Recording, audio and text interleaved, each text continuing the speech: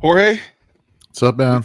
week 5. We last week was we're 25% of the way there, and I don't do math all that well, but add another week into it, and I'm guessing it's more than 25% of the way through the season. And before we know it, this will be fantasy playoff primer in the morning.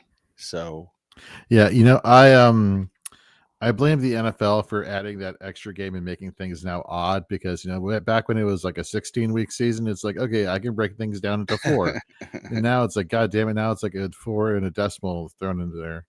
it was a systematic effect, an attempt by the Department of Education to make sure that we all got smarter, and this helps us work on our like, how Yeah, can we get these Neanderthals to learn better about percentages and fractions and math in general. backfired on them, didn't it? We're showing them, aren't they? Yeah, we just don't care, and Yeah, we'll just guess, we'll make it up, yeah, which that's is what right. we do for the majority of this stuff now. Anyway, The Scantron codes are CBACBD every once yeah, in a while. absolutely. You just got And to if you memorize didn't your know, system. you We just spend put more time trying to find ways around the system than we actually do trying to like work within the system. So that is exactly right. I think people are looking for the shortcut to everything, kind of like they do for their fantasy football lineups week in and week out. I would love to tell you we have the cheat code for that, but we don't. What we do have is hopefully some notes, news, etc., that can help prepare you. At least we'll lead you to water, but we can't make you drink necessarily. Um, and there are some, you know, lead to water type scenarios this weekend where you have a lot of muddied situations, Jorge, that have yeah, been, I don't know, injury result, etc. But just across the NFL as a whole, like I said, there's going to be some decisions today. I get the feeling we're going to see the name Rico Dowdle, Michael Carter, Amari DiMercado, um, Kendre Miller. yeah. You know, Michael Carter. Michael Carter's going to pop in there somewhere, and everybody's going to be like, exactly. Well, we got a couple questions already. So why don't we just get to some of those? And one of those is Yeah. pretty gross. Mike, we'll get to yours in a second because that's extra gross. Yeah. Good morning, Tootsie Pop 6. She says, which two would you start out of? Alex Singleton, Ivan Pace, and DeForest Buckner. So, Nate, I know you've been out of IDP for a bit, but tell me if you remember this logical thought process. The people who are on the field the most give you the most opportunity for fantasy points. Hmm. Does that It sound logical? brings up some, yeah, Some thoughts and memories. memories. Yeah. So I would love to say that all of this would be pretty cut and dry, that it would be for me Singleton and Pace. But when you look at some of the snap percentages here, like DeForest Buckner, going against a Raiders offensive line, which actually is it's pretty good. It's probably like 8th best per PFF in terms of their overall pass blocking. So Buckner does give me some pause here, but then you look at Ivan Pace, who's still coming off on third downs, not spending a lot of time there. But last week, even though he only played in 36.4% of third downs, he had a tackle efficiency of 19.5 and had 8 total tackles. So it really comes down to here for Buckner or for Pace. So if you're thinking about a floor play there, Rachel, I would go Pace. But if you're looking for like a boom situation where you're playing in IDP leagues where there's 4 or 5 points per sack, I would not be opposed to rolling out Buckner but Alex Singleton is definitely the staple there. The Broncos and the Eagles, that should be featuring Saquon Barkley pretty well, and he is their de facto LB1 there, and just trust the process with Alex Singleton. Yeah, and that game will get started here shortly as the Cleveland Browns Minnesota Vikings kicks off in about 21 minutes. So the next question is directly related to that as well, because Isaiah Bond in the morning game, or Travis Hunter versus the Jaguars versus the Kansas City Chiefs. This is a situation that's extra gross. I'm very low on Jerry Jeudy. I've been low on Jerry Jeudy, for a very long time, especially now this season. Got Dylan Gabriel in there. one of the things that everybody's taking away from Isaiah Bond is that he caught that long pass last week, I believe, which resulted in the touchdown. But, Dylan Gabriel, he's not that deep ball passer type of quarterback. That's not what his game was in college. He was a very short to intermediate passer, and then those wide receivers just were really good at taking things upfield. You go back a couple seasons, Bo Nix in that same system. He had Troy Franklin, which coincidentally he has in Denver now. And same thing, Troy Franklin really got to get yards after the catch. Like that is the skill set that he has been used to in college. And now you're asking him to step on the field in a bad offense with a bad situation. If anything, I think Harold Fannin takes a bump in this Browns receiving room. But Travis Hunter, man, the splits here between the offense and the defense, and it's yeah, I know. I am not yet sold on the Travis Hunter yet, just because of the split time on the defensive side of the ball. So if we're going on pure offensive volumes, offensive snaps here, I mean, Bond is probably the play. Yeah, I mean, I don't want to answer Bond, but realistically, when first thing we started the morning off with is the old adage of if you're on the field, usually that leads to more scoring opportunities, and that's been the case, which I never would have guessed. Is that obviously the Cedric Tillman injury helped out, but when you have a 70+% route share for Isaiah Bond, and Travis Hunter is seeing his snaps and his route share diminish each week, can it change this week? Well, of course it can. I think that's the one thing that everybody's watching with these matchups. Each week, what's Travis Hunter's snap going to be? Expecting it to go in the opposite direction, but it continues to trend in the negative. And it's not like I don't know. I don't think he's doing either great. So it's like he's just be bad, not bad, but not great on either side. Makes you want to kind of think not the showman experiment's over, but not to mention, you look at the Chiefs here, receiving wise, they allow the 6th fewest receiving yards in the NFL. So that's already working against Travis Hunter on top of the split in offensive defensive snaps. So,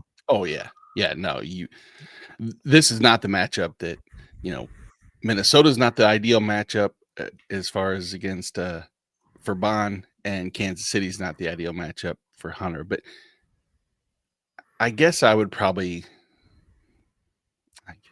go Bond in the morning and hope that Dylan Gabriel, like you say, can hit him deep, get your week started off right. You don't have to go in. Like, I would rather go in with a little bit of a boost in the morning than have to wait till Monday night needing 16 out of Travis Hunter and watch him put up 2.5 points. Right. And not to mention, I believe this is the game that's in London, and it's Bond, Isaiah Bond to the rescue. So it just makes too much sense to have Isaiah Bond, Mike, as the start here over Travis Hunter. So hopefully that helps you out there, and welcome to the show. Yeah, that's what you're in for. That's a great starting point. That's I'm glad that game's early enough that we won't get 5,000 Isaiah Bond questions, so we don't have to rehash that. No, it'll be Isaiah Bond rest of the season, and it's like, okay, right. Yeah, which it could be, and it depends. I mean, it won't be rest of the season. It'll be, is there options? Because if Dylan Gabriel comes out and is proficient, I'm not expecting it, but at the same time, Flacco that was a question I was going to have, kind of, with this Dylan Gabriel. Flacco going into the season was this huge, catalyst for this passing offense because we know he's going to chuck it. As bad as they've been, just how much worse can it get with Dylan Gabriel for all pass catchers? Like you said, it's Harold Fannin probably takes the most immediate tick. Yeah. What up? I mean, I feel like Fannin is like the wild card here, but it's Quinshon Judkins, and you can confidently, I think, say, just because of the volume there. But man, when you make a team one-dimensional, what is the team going to do? They're just going to, load the box. We know Brian Flores likes to bring in, the third safety, Josh Metellus, into the box there to help out with the linebackers. So even if you're the Judkins manager, But let's not forget Dylan Gabriel does have some wheels to him. We did Mhm. see him rush a little bit, so he could definitely help with spreading that out a little bit. But man, it's not looking great. We got Just Balling with Jay in the chat. Morning, guys. Hope you had a great week. Hope you had a great week too. We did as well. Yeah. We got Moggs. What's up, Moggs? Welcome back. He said, "Are 3 first-round picks for Gibbs too low?" The first is a projected late 26. First is a projected late 26. Man, is it too low? That's a lot of first-round picks. For Jahmyr Gibbs, who's splitting a backfield currently now. Will that be the case for 3 years from now? Who knows? Yeah. I'll be the first to admit I'm not the best with dynasty trade calculations, so I will. I think that is fair, very fair, as a start, and I'm sure the person who you're going to send that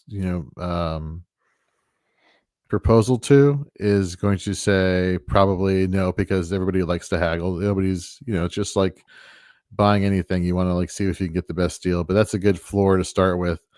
And depending on the fantasy manager, if they're desperate for a running back and they're in the win now mode, I mean, they may accept that. So yeah, definitely think that's a good start there. Mr. Scampers in the chat says, "Good morning, boys and girls."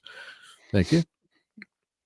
We got a weird emoji that did not show up properly on YouTube formatting from Moggs. So there we are. Oh, can you not see?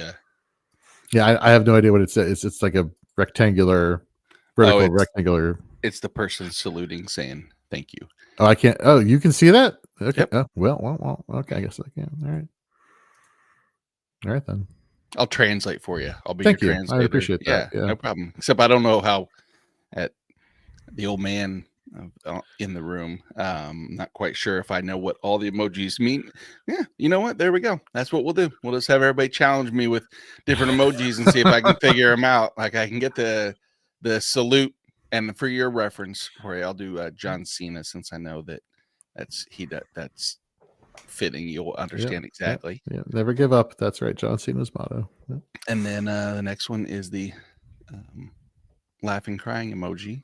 And, okay. I saw that one. But the first one, it did not show up for some reason. I don't know why. It's an advanced one. You probably. It's probably way too over my computer's head for that. Yeah. Exactly. Your dot matrix system can't print out. But I guess, since we're talking about Dylan Gabriel and some of the news, why don't we jump right into some of the news and notes for week 5?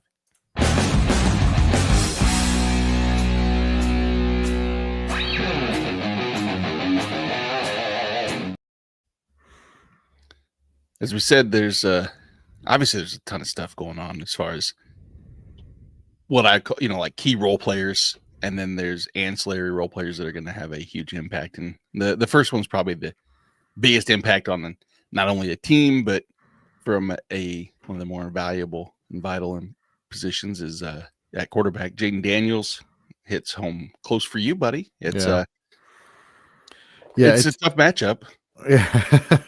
Yeah, like they all throughout the week, it's like, well, he's trending well.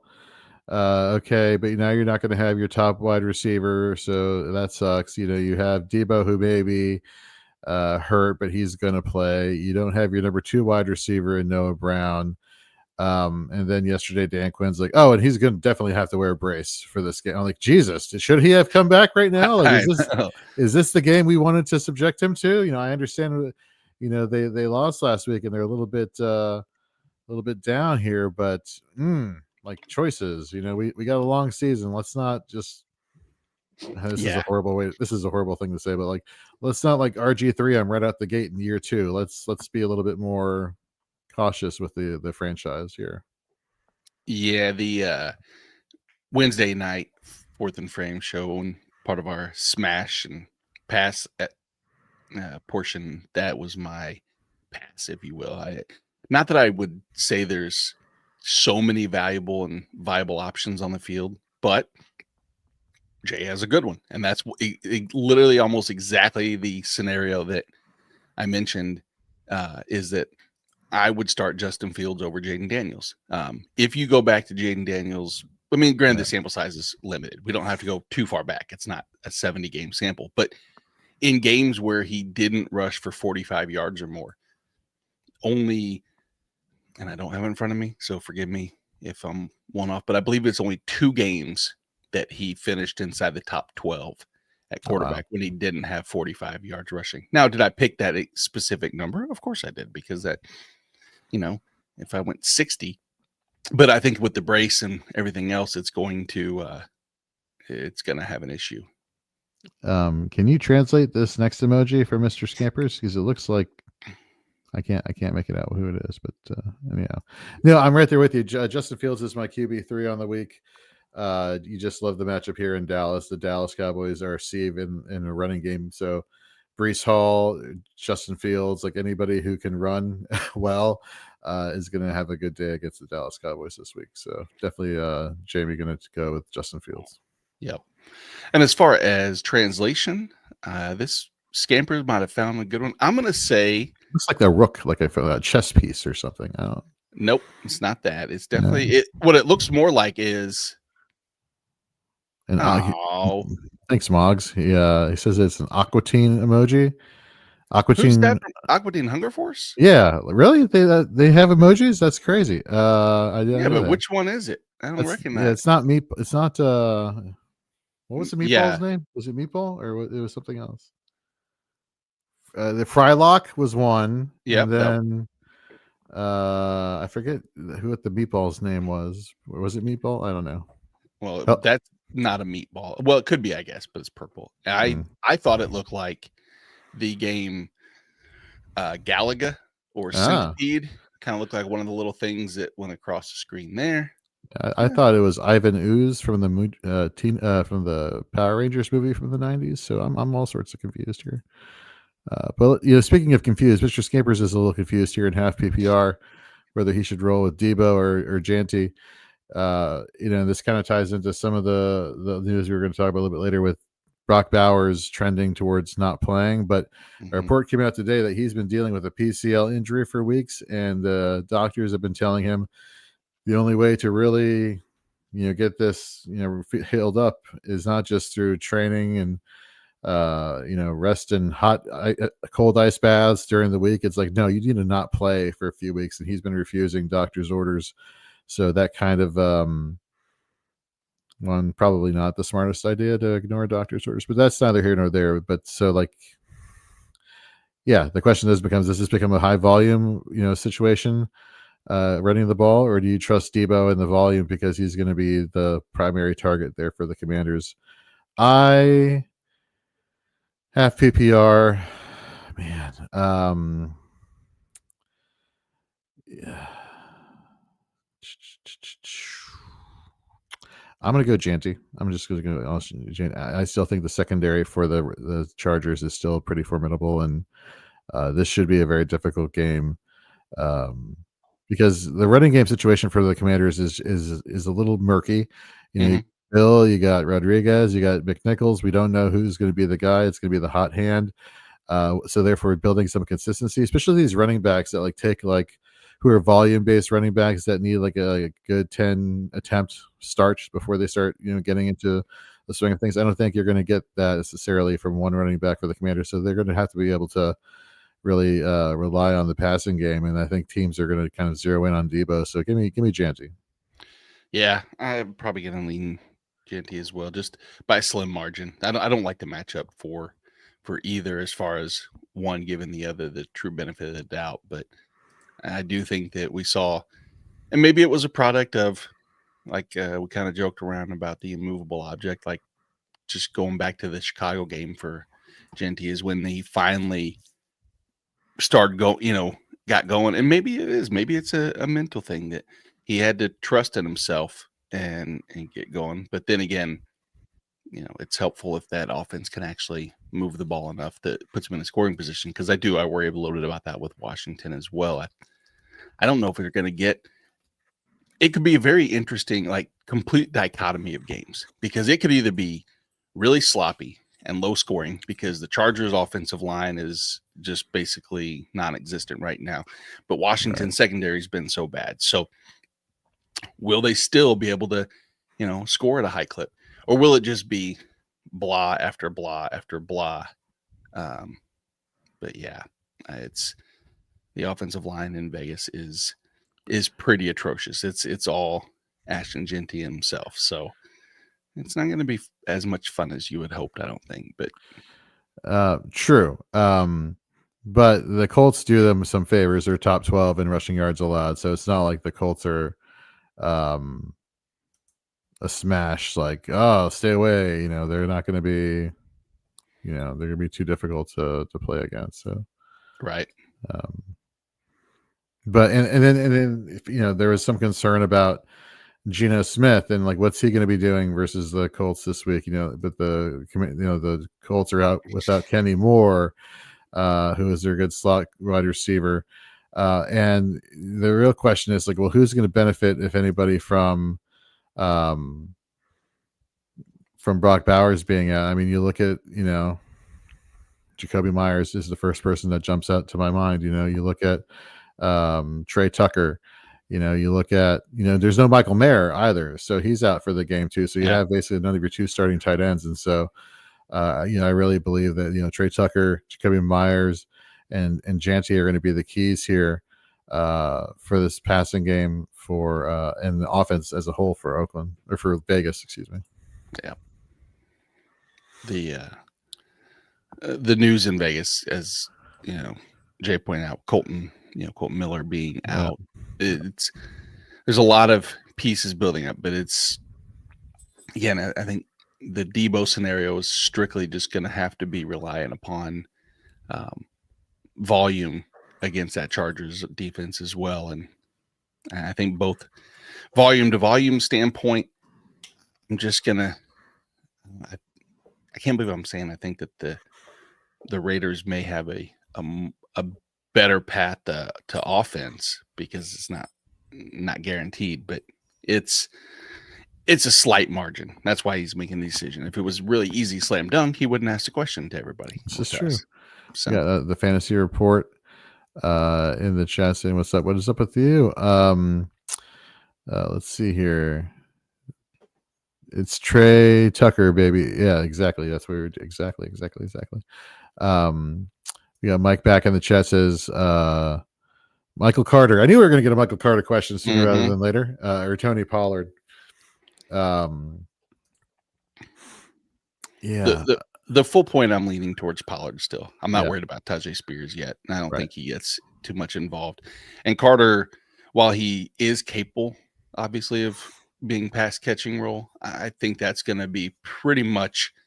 It wouldn't shock me if we know that every time that DeMarcado's in, it's going to be more of a passing down scenario. And I still like Carter over DeMarcado between the two this week, but I'll lean Pollard over Carter in that specific matchup.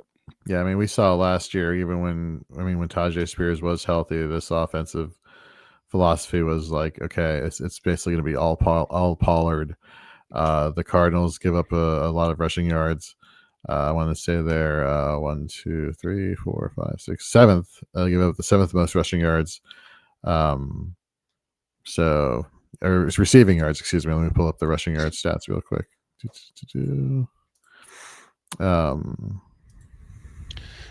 You know what? Actually, I take that back. When you're looking at rushing yards, they allow on the season 384. So now Carter, I still lean Pollard, but I don't think I think I'm agreeing with you. Or it's you like Carter over DeMarcado this week. If you had to pick one, to be honest with you, that's a good point. You talk about Arizona's run defense. Yeah, they've allowed the ninth fewest rushing yards, but they've also faced the 6th fewest rush attempts. So on the per touch basis, again, which Tennessee offense are we going to see? Is this going to be a team that's going to try to consistently pound the ball on the ground against Arizona? Right. Or are they going to try to do it through the air? That's another. It's crazy. It's a matchup. It's a game that I want to watch, but I don't want to watch. I want to watch it just to see some of the questions that we have about that specific matchup. Will Spears be involved from the onset? Does Isle Manor continue the target escalation? Is it Michael Carter and Amari DeMarcado? Which one? But none of those players I want to have to rely on. It's like I'm getting it's like I'm doing research for the worst trivia game, the trivia party ever. It's like 1960s history, and and trying to make it exciting. Like, isn't this fun? Isn't this fun, folks? Yeah. Like, no. I was talking to somebody about like rankings or something the other day. I forget who I was talking to, and they're like, "Yeah, I only talk about rankings of players who, play 80% of snaps or more." I'm like, okay, so outside of the 5 that you talk about normally, how about the other people that we have to like sift through to figure out what's going on here? Right. Yeah. We got just Ball with Jay back in the chat. It says, feels like you're praying when you play any Cardinal. This is not wrong. I won't say it's right, but it's not wrong. So I feel like there's about 3 or 4 teams this year that you're kind of doing that with, and both of these 2 matchups, both Tennessee and Arizona, feels like you're praying, and Tennessee probably more so, even though on the worst side of that, because I went into the season thinking Calvin Ridley was this smash, super valuable steal that I was getting all over the place 2 rounds later than I should have gotten him. Tony Pollard is going to be another just volume-based RB2, easy every week in and week out. And maybe that's the way it finishes, is that Tony Pollard ends up as an RB2. And it'd be the worst RB2 week to week, because there's no real boom games. It's just consistency and, 80% snap share and volume, which is kind of gross. Right. Yeah. But jumping back to some of the notes, we went from 1 quarterback with a rushing floor, which might be capped, or ceiling might be capped, to another rushing quarterback whose floor is completely non-existent this week. So that's Lamar Jackson, who's out against the Houston Texans. Cooper Rush comes in. Any effect as far as what you're looking at with Baltimore as a whole? So one of the things I was curious to look into was just like what happened last week with Zay Flowers, because that's the guy that people are most associating with fantasy success when it comes to the receiving game of the Baltimore Ravens, and I want to say he was basically the lone receiving target at the wide receiver position that actually mattered. Let me see. I'm trying to filter out this. God damn it, fantasy data! Your filter system has not been awesome. Oh man, I had it up for a second. Stall. Talk. Anyhow, well, so I don't have the numbers right in front of me because it's goddamn interfaces being all slow. But he was probably the guy there in terms of the receiving options and the targets we saw with. But then Cooper Rush came in so late in the game, it's kind of hard to say, like, will that be the case going forward? We heard that Keaton Mitchell should be activated for the first time this game, so maybe they're going to start relying more on a 1-2 approach with Derrick Henry and Keaton Mitchell. Maybe this becomes more of a grinded out type of situation here versus Houston. On the flip side, this is, and then Kyle Hamilton may be out. Roquan Smith is out. Kyle Hamilton is trending towards going down.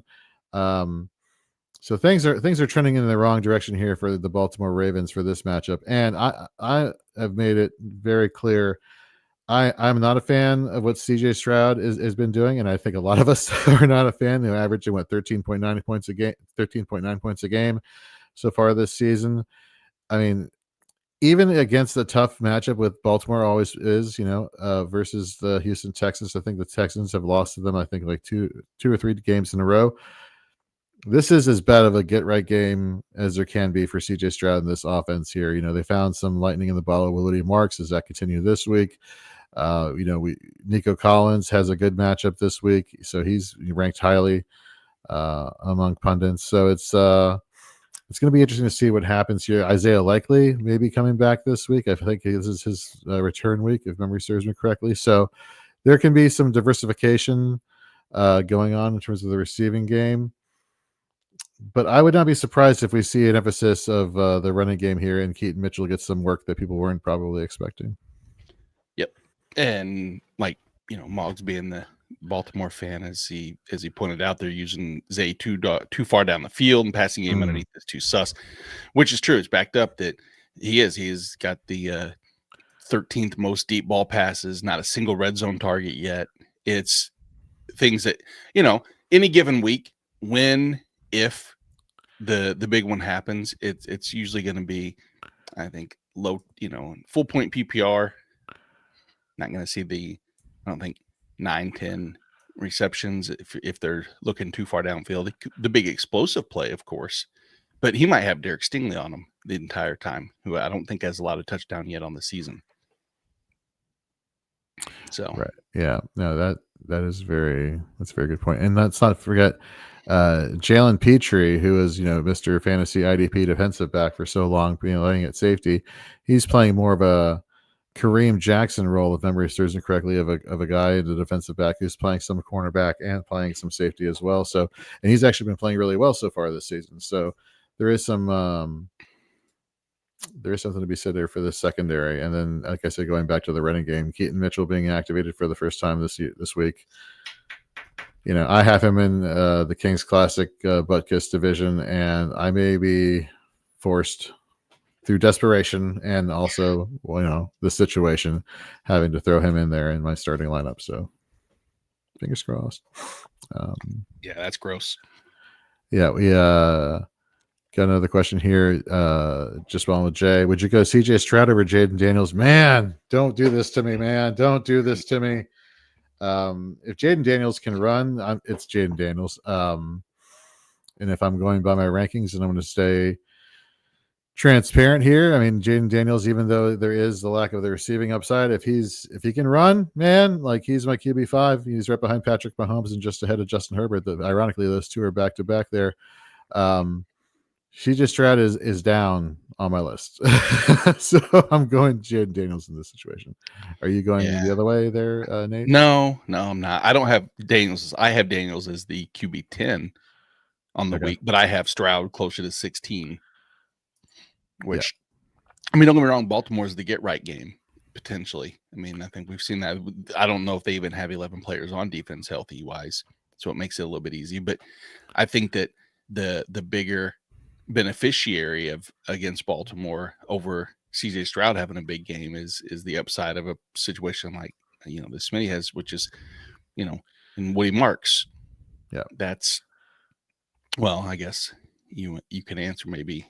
Yeah, so we look at we all know what Rachaad White is and what Rachaad White isn't. He is not an efficient in between the tackles running back. I think he's averaging 2.8 yards per carry, something along those lines. Mm-hmm. But this should be a fun. This has a sneaky fun shootout type of feel between the Buccaneers and the Seattle Seahawks here, and I think that's where you're going to get your value from Rachaad White. Reports came out this morning that he's in line to get a bulk of the workload here for the Buccaneers in the backfield. Sorry, Sean Tucker fans. But then again, you never know. Sean Tucker may have a role here or two, break off a good run, but you can't count on that. But you got to count on the volume. Whereas Woody Marks, I mean, not having Roquan Smith tracking you down in the second level is probably a good thing. They did bring up Teddy Buchanan. The Ravens did at linebacker. And he played a majority of snaps, if not 100% of snaps last week. He is projected to play 100% of snaps this week. So I'm going to go White because I trust the offense better here for Tampa Bay than I do for Houston.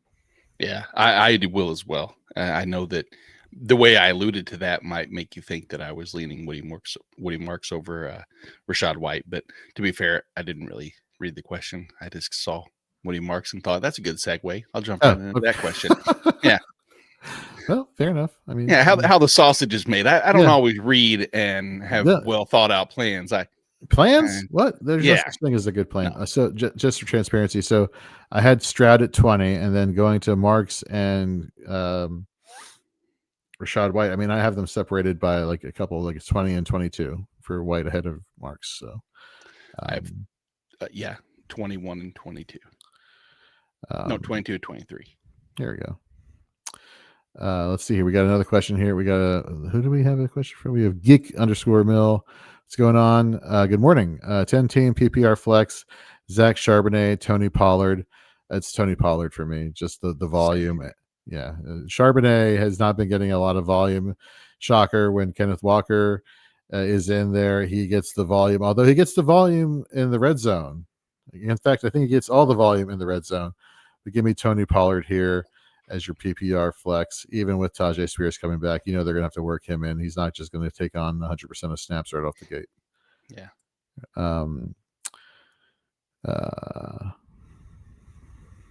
Let's see here. We got Mr. Scampers in the chat giving us some London news. He says 2 rushes in, and it looks like fading Jordan Mason was a mistake by me. I take it he's doing well. I don't have it in front of me. I don't have the game on in front of me, but I can pull it up in a second. Do you have the game on in front of you? Do you have like a dual screen? Okay. No. Stupid. I can't believe I do this every Sunday when there's an early game, which I hate, is because the whole time I could either be like this. Right.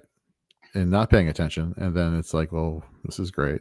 Exactly. I'd rather look straight ahead and not pay attention, but you don't know that I'm not paying attention. Look the part. I am paying attention to some other situations throughout the week, though, because we do have to know. We talked earlier. We said the name Rico Dowdle. The reason Rico Dowdle's name is being brought into conversation more this week, of course, is because Chuba Hubbard is out against the Dolphins. Oh. Dowdle, I know we're going to hear his name and see his name and talk about him. So we'll start chatting about him here in a little bit.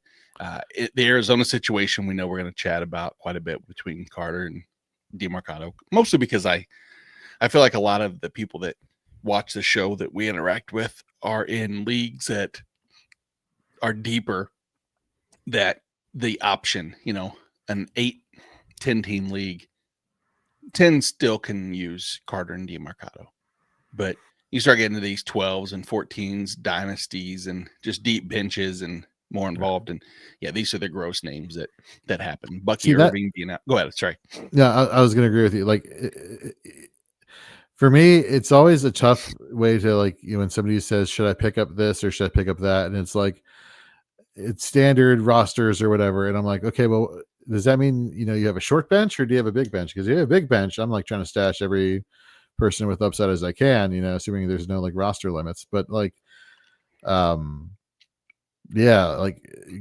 probably the one thing whenever people ask for advice, it's always like, I need the context of how deep your bench is, because if you have the space, then I'll pick them up. But in leagues with deep benches, it's going to be kind of hard where you're going to have to start thinking about, a Michael Carter as somebody to add to your roster.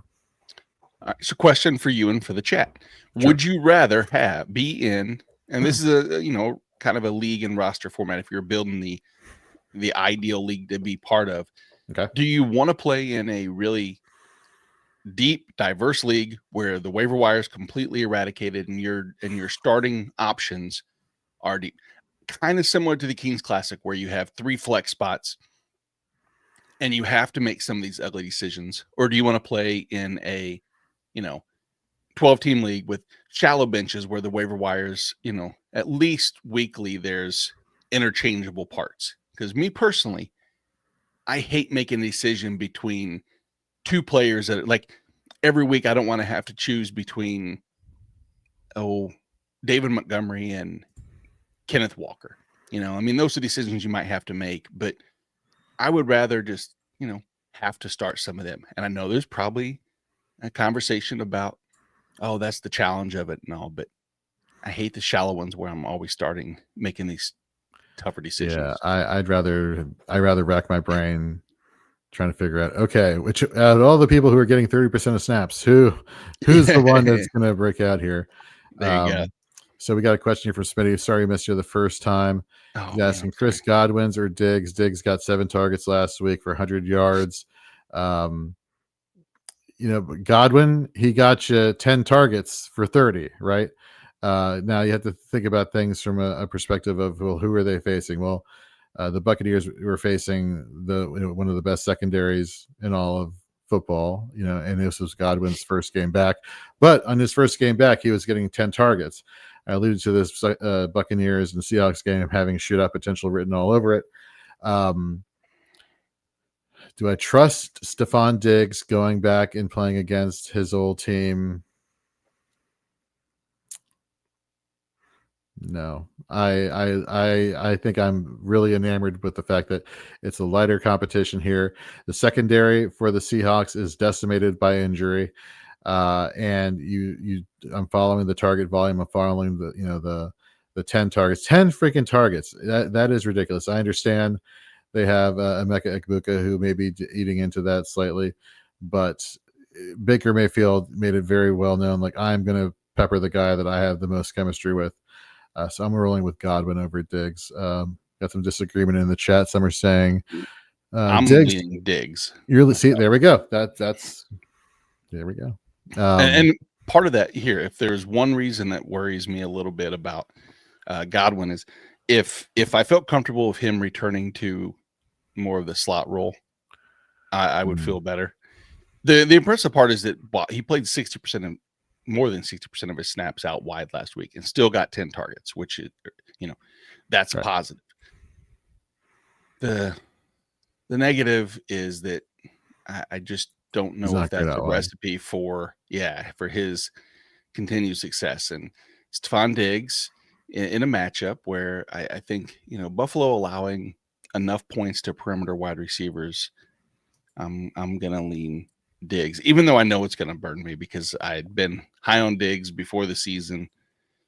Then, of course, he kind of has let us all down. And then he has one ramp up game and I'm back in, and then I'll be let down. Yeah, but this is a very good question.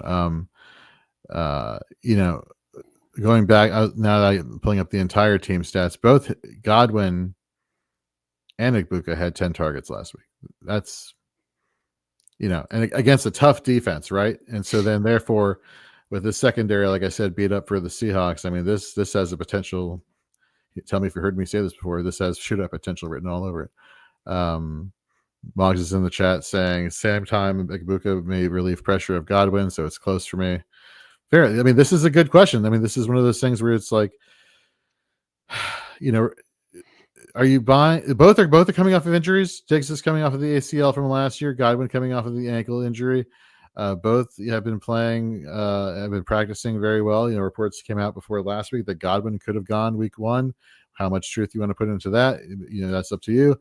That's what the report said. So he was looking good. You would have liked the scene more than just 3 catches on 10 targets.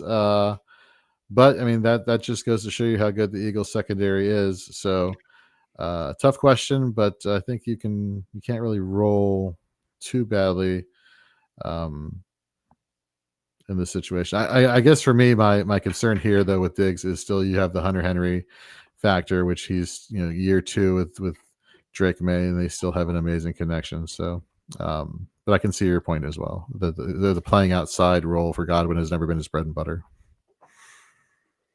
But to answer your question though, Jamie says deep league every time, the more players the better. Mog says deep leagues, give me all the nerdiness up to 53 spots. That's nice. That's good. I like that.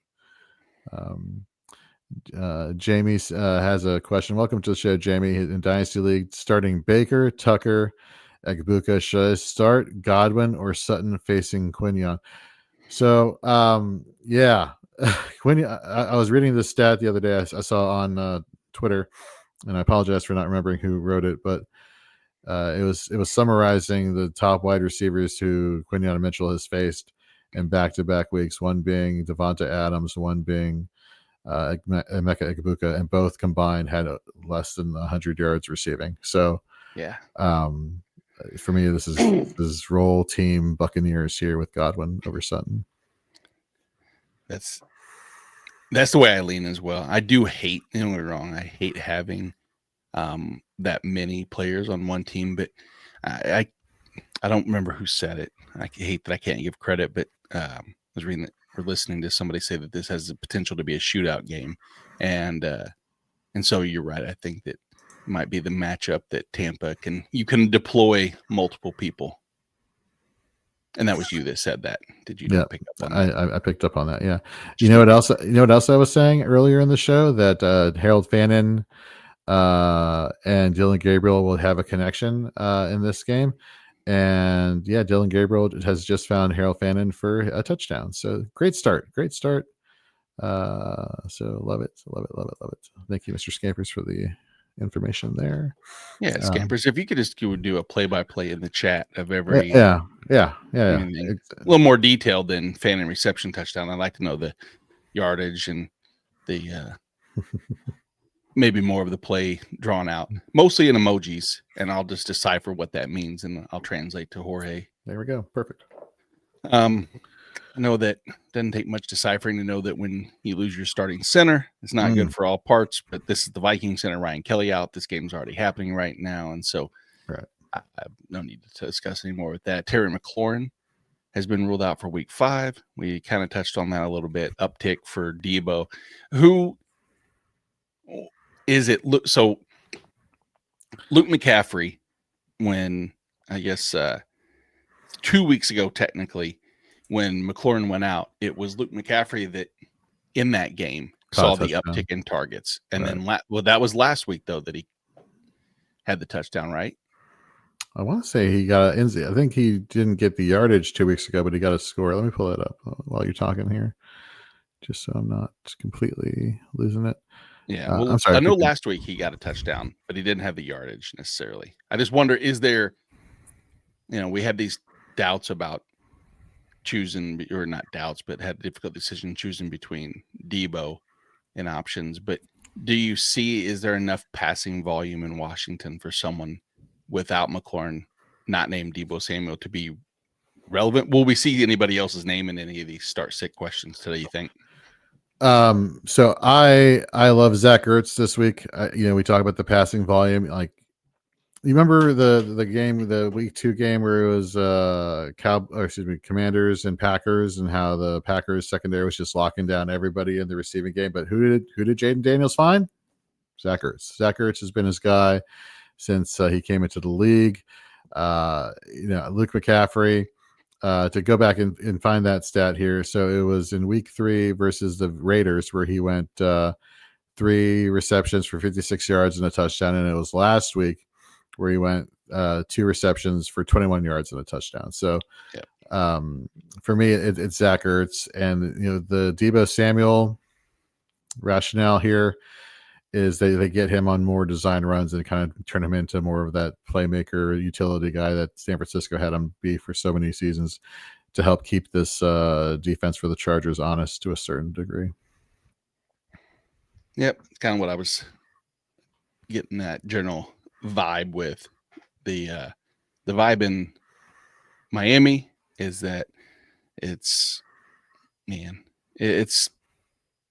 still fantasy friendly for a couple people, but the overall just mood in Miami has to be pretty bleak. Now Tyreek's out for the season, of course. I don't think there's anybody, and I know there's probably been talked about, and I'm sure that it's gotten negative buzz when people joke around about how happy he looked to be injured and getting out of there. That was the shtick of it. Is the reason he looks so happy is because he doesn't have to play another snap in Miami, or at least with Tua, and that's pretty heinous thing to say. I'm sure he's just trying to stay positive for the fans and his teammates, etc. But his void, from that offense means Jaden, I think Waddle, myself, I was high on Waddle going into the season just because I hadn't been burnt by him like many. I think that's the true. Hasn't hurt me. I'm good. We're good. We don't have any problems. Yeah, I got you. I mean, it really, I think there's many more people out there like myself that are like, yeah, he's dead to some when they burnt him. But if you haven't been burnt as much, and I have been, but not like I wasn't full Easter basket full of Waddle. And so going in, I have a lot of shares of him. So I'm not happy that Tyreek Hill injury happened. Don't let me fool you into that. But definitely will be an uptick in volume there. Yeah, definitely. I don't know if you remember before week 1 started, we were I was talking about Malik Washington out of the University of Virginia, a second-year player, and how he was getting rave reviews in the preseason. People were saying, "Man, if somebody goes down due to injury, look out for Malik Washington." We look back to last week, not counting. He had the second most snaps at the wide receiver position, right behind Jalen Waddle. But the snaps were if you take Tyreek Hill snaps and let's assume that Malik Washington maintains what he had last week, I'm like, we're looking close to a 50-50 split here in snaps here. So with Nick Westbrook-Akini, sorry, not being the answer to number 3 position. So I'm not saying start Malik Washington. I'm not saying playing him in DFS. I'm not saying he is a person, but every single fantasy platform you have has a tap notifications thing or a star or a ribbon or whatever platform you're using where you can keep tabs on this player and see what happens when they score, what happens during the game. I would do that for Malik Washington. In fact, Aiden Weingarter, who does our waiver wire article here at Fantasy and Frames, he put out a tweet after the news came that Tyreek was going to be out for the season. Like, Malik Washington is the guy you need to get for this Dolphins offense, and so he may not even be available depending on how deep your league is. Like Nate, you were alluding to, where you have to really dig deep on the waiver wire to see who's available. If he is, and you have a deep bench, you should be adding him now if he's available, right now. Mm-hmm. Ryan's question in the chat is one that is definitely the trickiest answers I can provide or information, because everything about it and what it says is it's a standard league. Which 2 wide receivers should I start? Jamar Chase, Mika Egbuka, Keenan Allen, leaning with the studs. But with Chase obviously being on the short end of the stick with Browning, it makes it tricky. Like, is there a situation? Because Moggs in the chat was telling him that he thinks it's Egbuka and Keenan Allen, and I don't disagree if the names weren't the names and it was just situation of this player in this scenario seeing this particular amount of volume, I think I would lean Egbuka and Keenan Allen as well. I just don't know. I don't know if I can actually physically do it. What are your thoughts on that immediately? It's standard league too, so keep in mind it's not just about volume, but yardage and touchdowns, as you know that. Well, first of all, Ryan, thank you for keeping standard leagues alive. Always a huge fan of standard leagues.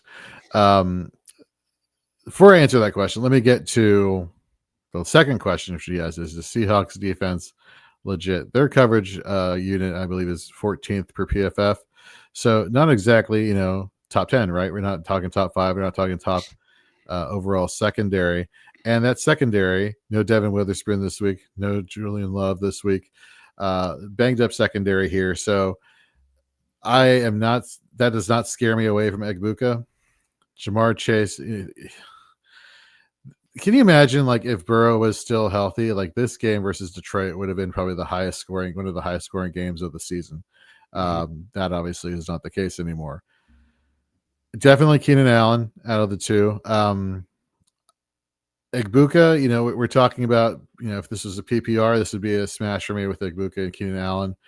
It is hard for me to sit Jamar Chase, but like I said, this Seahawks Buccaneers game has shootout potential, so I'm agreeing with Moggs, but I understand how difficult it is to say, Jamar Chase, you're sitting on my bench.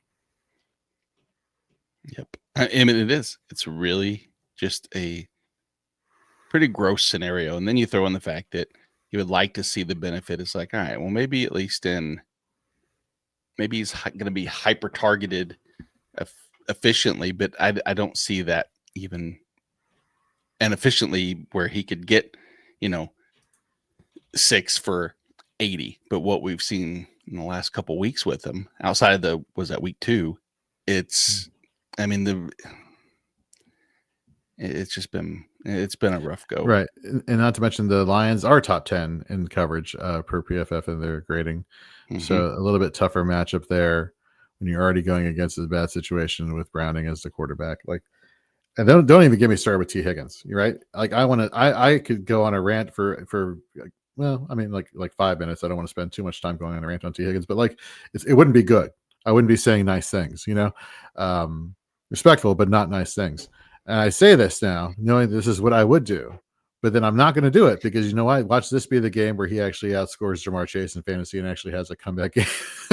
I know, but not something I'm leaning towards. And that is such a weird thought that I do use on a week-to-week basis is which decision will affect me the least, like mentally, which is a stupid way to go about doing this. You shouldn't be that invested in your own mental well-being for going, if you don't start Chase and he puts up the 10 for, I'm not going to say 10 for 200 and 2 touchdowns. That seems like a little extreme, but still, 100 yards and a score, especially if Keenan Allen or Igbuka, whoever you decide to sit him over.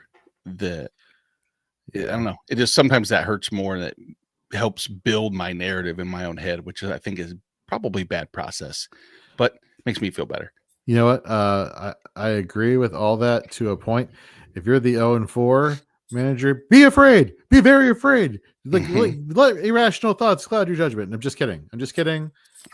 Don't do that. That would be bad. Just steady the course. And I want to talk specifically to those people out there who are like, heading into another winless week here. Man, like there have been times where you start off slow. I know you heard the old adage, and then once bye weeks turn around, that's where you win. And the waiver wire, good resources like us here, and matchups. I mean, that's where it all comes into play, and you can turn your season around during waiver wires, during bye weeks. Excuse me. So just put your head down, keep making those roster decisions, keep getting up early. I saw somebody the other day say, I think it was like Dave Kluge from Football Guys. He's like, let's normalize making the waiver wire noon or 8 a.m. or something. And I'm like, screw you. I have conditioned my body to wake up naturally at 3 a.m. to hit that goddamn waiver wire. And I'm not going to put this conditioning to waste, I want to put it to good use. And so, yeah, have the dedication, do it, get up, every week. It's like it's Christmas every Wednesday. Literally, you find out, did I get the player I wanted? Yay, no. Well, I got the consolation prize. Toys R Us is early. I can go and get an extra toy. Whatever your rationale is. Which, by the way, Toys R Us are coming back. I don't know if you heard about this thing. A little random fun fact. But yes, why? No. Hold on. Why is it a fun fact? Because toys are awesome. That's why. I don't disagree, okay. But from a business standpoint, not quite sure. And so, yes, we did catch the running back question. Let's jump into that before we do the Toys R Us. So at least answer, because another standard league, man, catering to this. I'm going to let you do this. I need to grab one thing. Yeah. Do your I'll thing. answer as soon as I get back. Sounds like a plan. All right, Ryan, let's see what you got here. So standard league, which 2 running backs between Marks, Henderson, Miller, and Krosky merit? Second part of this question. Or I could play Keenan Allen as my flex since my other starting running back is Devon Achane. Wow. I would definitely play Keenan Allen, regardless if he's your flex or wide receiver 2 or whatever your situation is. He needs to be started every single week. Keenan Allen, that is. Now, which 2 running backs would I choose? I am a believer in Kendre Miller. I loved what we saw last week, a 41% touch share there. There's a hothead approach in Washington. So Bill Krosky Merritt, not feeling it. Travion Henderson. I do love Travion Henderson this week. I have him as my running back, as my rankings are now slow to load. Thank you very much. Here we go. I have him as my running back 17. Buffalo and Miami give up the most rushing yards to running backs. So obviously going against Buffalo, that bodes well for Travion Henderson. and then watch it be Ramondre have a resurgence. And this is, Ramondre Stevenson, why did we ever doubt you? And it's like, because you suck, but that's neither here nor there. Woody Marks, I get it. He had a good game last week. This is what people have been waiting for. He should get a lot of the volume. The defense for the Ravens is super banged up. The defensive line is practically non-existent. The linebacking core without Roquan Smith is practically non-existent. And you're not getting Kyle Hamilton helping out, in the backfield. So I understand the Woody Marks love right there. If I had to pick two running backs to kind of answer your question to a certain degree, it would be Marks and Miller, or I could play Keenan Allen as my flex. I would go Keenan Allen though as my number one toss up there. So I don't know if he hasn't put his headphones on. Okay, so I basically said which of the two running backs he has listed. I would say Marks and Miller, although I understand Henderson a lot, but this is the Ramondre thing that kind of it irks me. Or I could play Keenan Allen as the flex, and I said Keenan Allen first and foremost. He should be started every single week. Yeah, go start chasing Igbuka in your wide receiver, and then in that, I'm assuming it's the same league. Yeah, I think so. I would hope. I hope it's not. I hope he's in multiple standard leagues. Let's keep standard leagues alive. For his sanity, it's not. But then again, at the same time, even if so, I agree with you in Keenan Allen, and I would not. I would do Marks and Henderson. No, I would do Marks and Achane, and then put Keenan Allen in the flex, right? And that.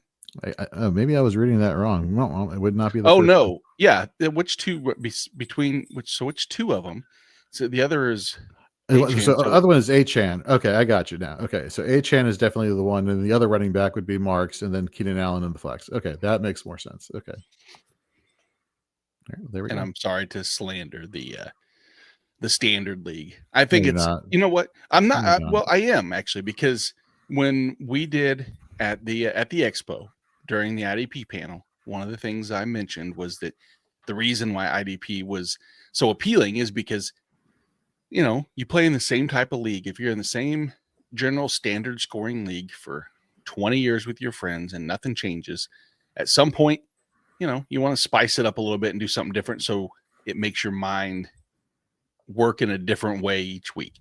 I don't want to have 20 different leagues with 20 different scoring formats, because at some point I forget, this was a standard league and I started the PPR guy. But to have one or two is not a bad thing. Would it be the way that I would start my leagues, if I started a new fresh one tomorrow? Maybe not from me personally, but who cares what I think? That's the easy part of this whole thing. He did have one other question as far as speaking of waivers. So with I think it's pretty evident the Kansas City Chiefs have a need for some explosiveness out of the running back position. I think if you can stash them now is the only time you'll be able to, because this week I do envision his involvement increasing. And even if it's only, a 5% increase in terms of snap share, route participation, touches, a very small percentage of increase will increase the percentage of people that talk about it by about 150%, because everybody's going to pay attention to that. And as soon as he gets more touches, it's going to be extrapolation of what he can be in, say, 5 weeks from now. Oh, he's gotten 5% more in here, 10% more here. By week 9, he's going to be the lead back and he's going to be a league winner, is what the narrative can be. And maybe it actually works out that way. But I do think that they would be wise to get him more involved. He's definitely the most explosive piece they have in that backfield right now. Yeah, 100%. I'm hedging my bet here with him this week, because I have him and Pacheco basically back to back here in my 30s, and so it's this needs to be the week that this is addressed, at the running back position. And I think Rashad Smith, all the talk during the week, I think where there's smoke, there's fire, and you're going to see some uptick in usage in him this week. So, but you're the resident Chiefs fan, so I don't want to default on anything you're saying. Well, but I don't. I really don't know. The talk around here is that they know they need to sprinkle him in, but it's also coming off the week that Isaiah Pacheco looked the best, if you ask me, from a game standpoint. He actually, the volume wasn't there, but they were timely, big, and reminiscent of 2 years ago. Isaiah Pacheco running hard, did hit the hole appropriately. Was a catalyst to that offense. I mean, I think the true catalyst to Isaiah Pacheco was the offense as a whole was moving the ball consistently, and beating up on Baltimore was this huge like motivation and boost. And I think that probably played into it. But yeah, to answer the question, of course, is yes. Now is the time to stash them. Is there anybody we talked earlier about? Brock Bowers trending not playing, probably not. Michael Mayer's out. Albert O is the tight end who's called up, who will get the starts in Vegas. I don't think.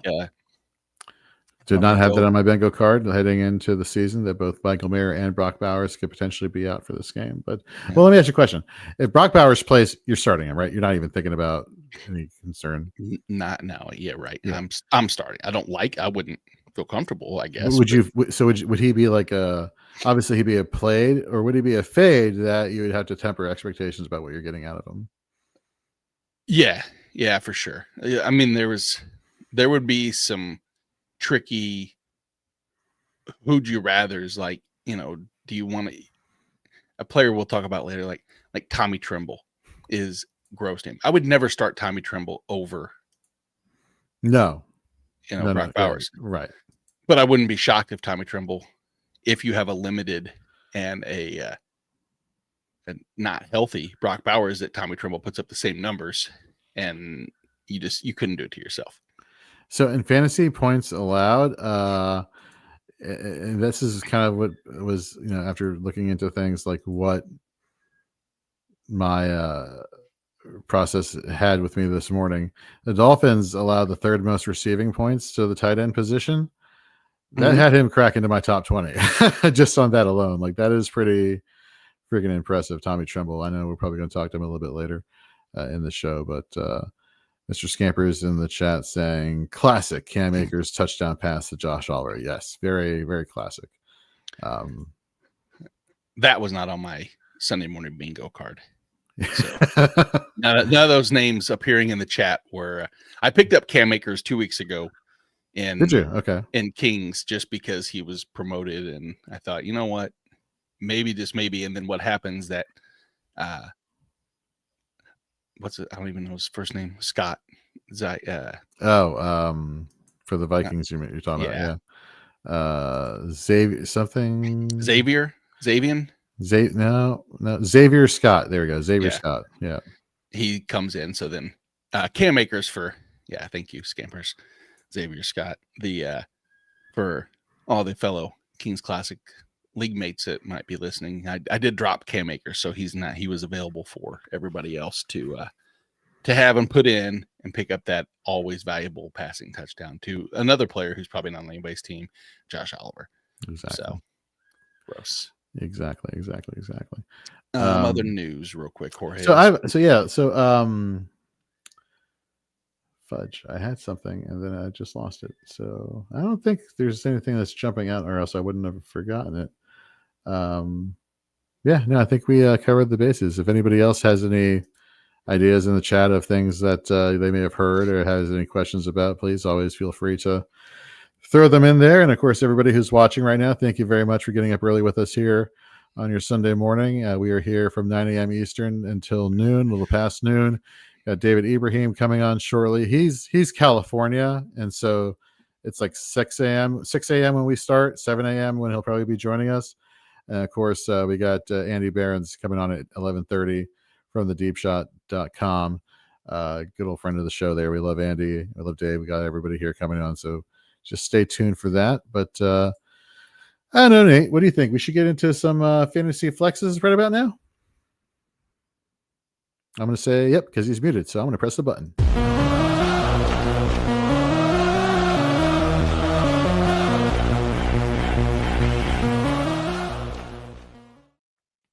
So Nate, I don't know how familiar you are with like school chant songs and fight songs, but that song that played right there, whenever it gets to dun dun dun dun dun, the Penn State crowd likes to chant "Let's go Penn State," and so that is their mantra. Whenever like Franklin runs out with the team or anybody runs out with the team, they're always playing that song in the background, and I love it.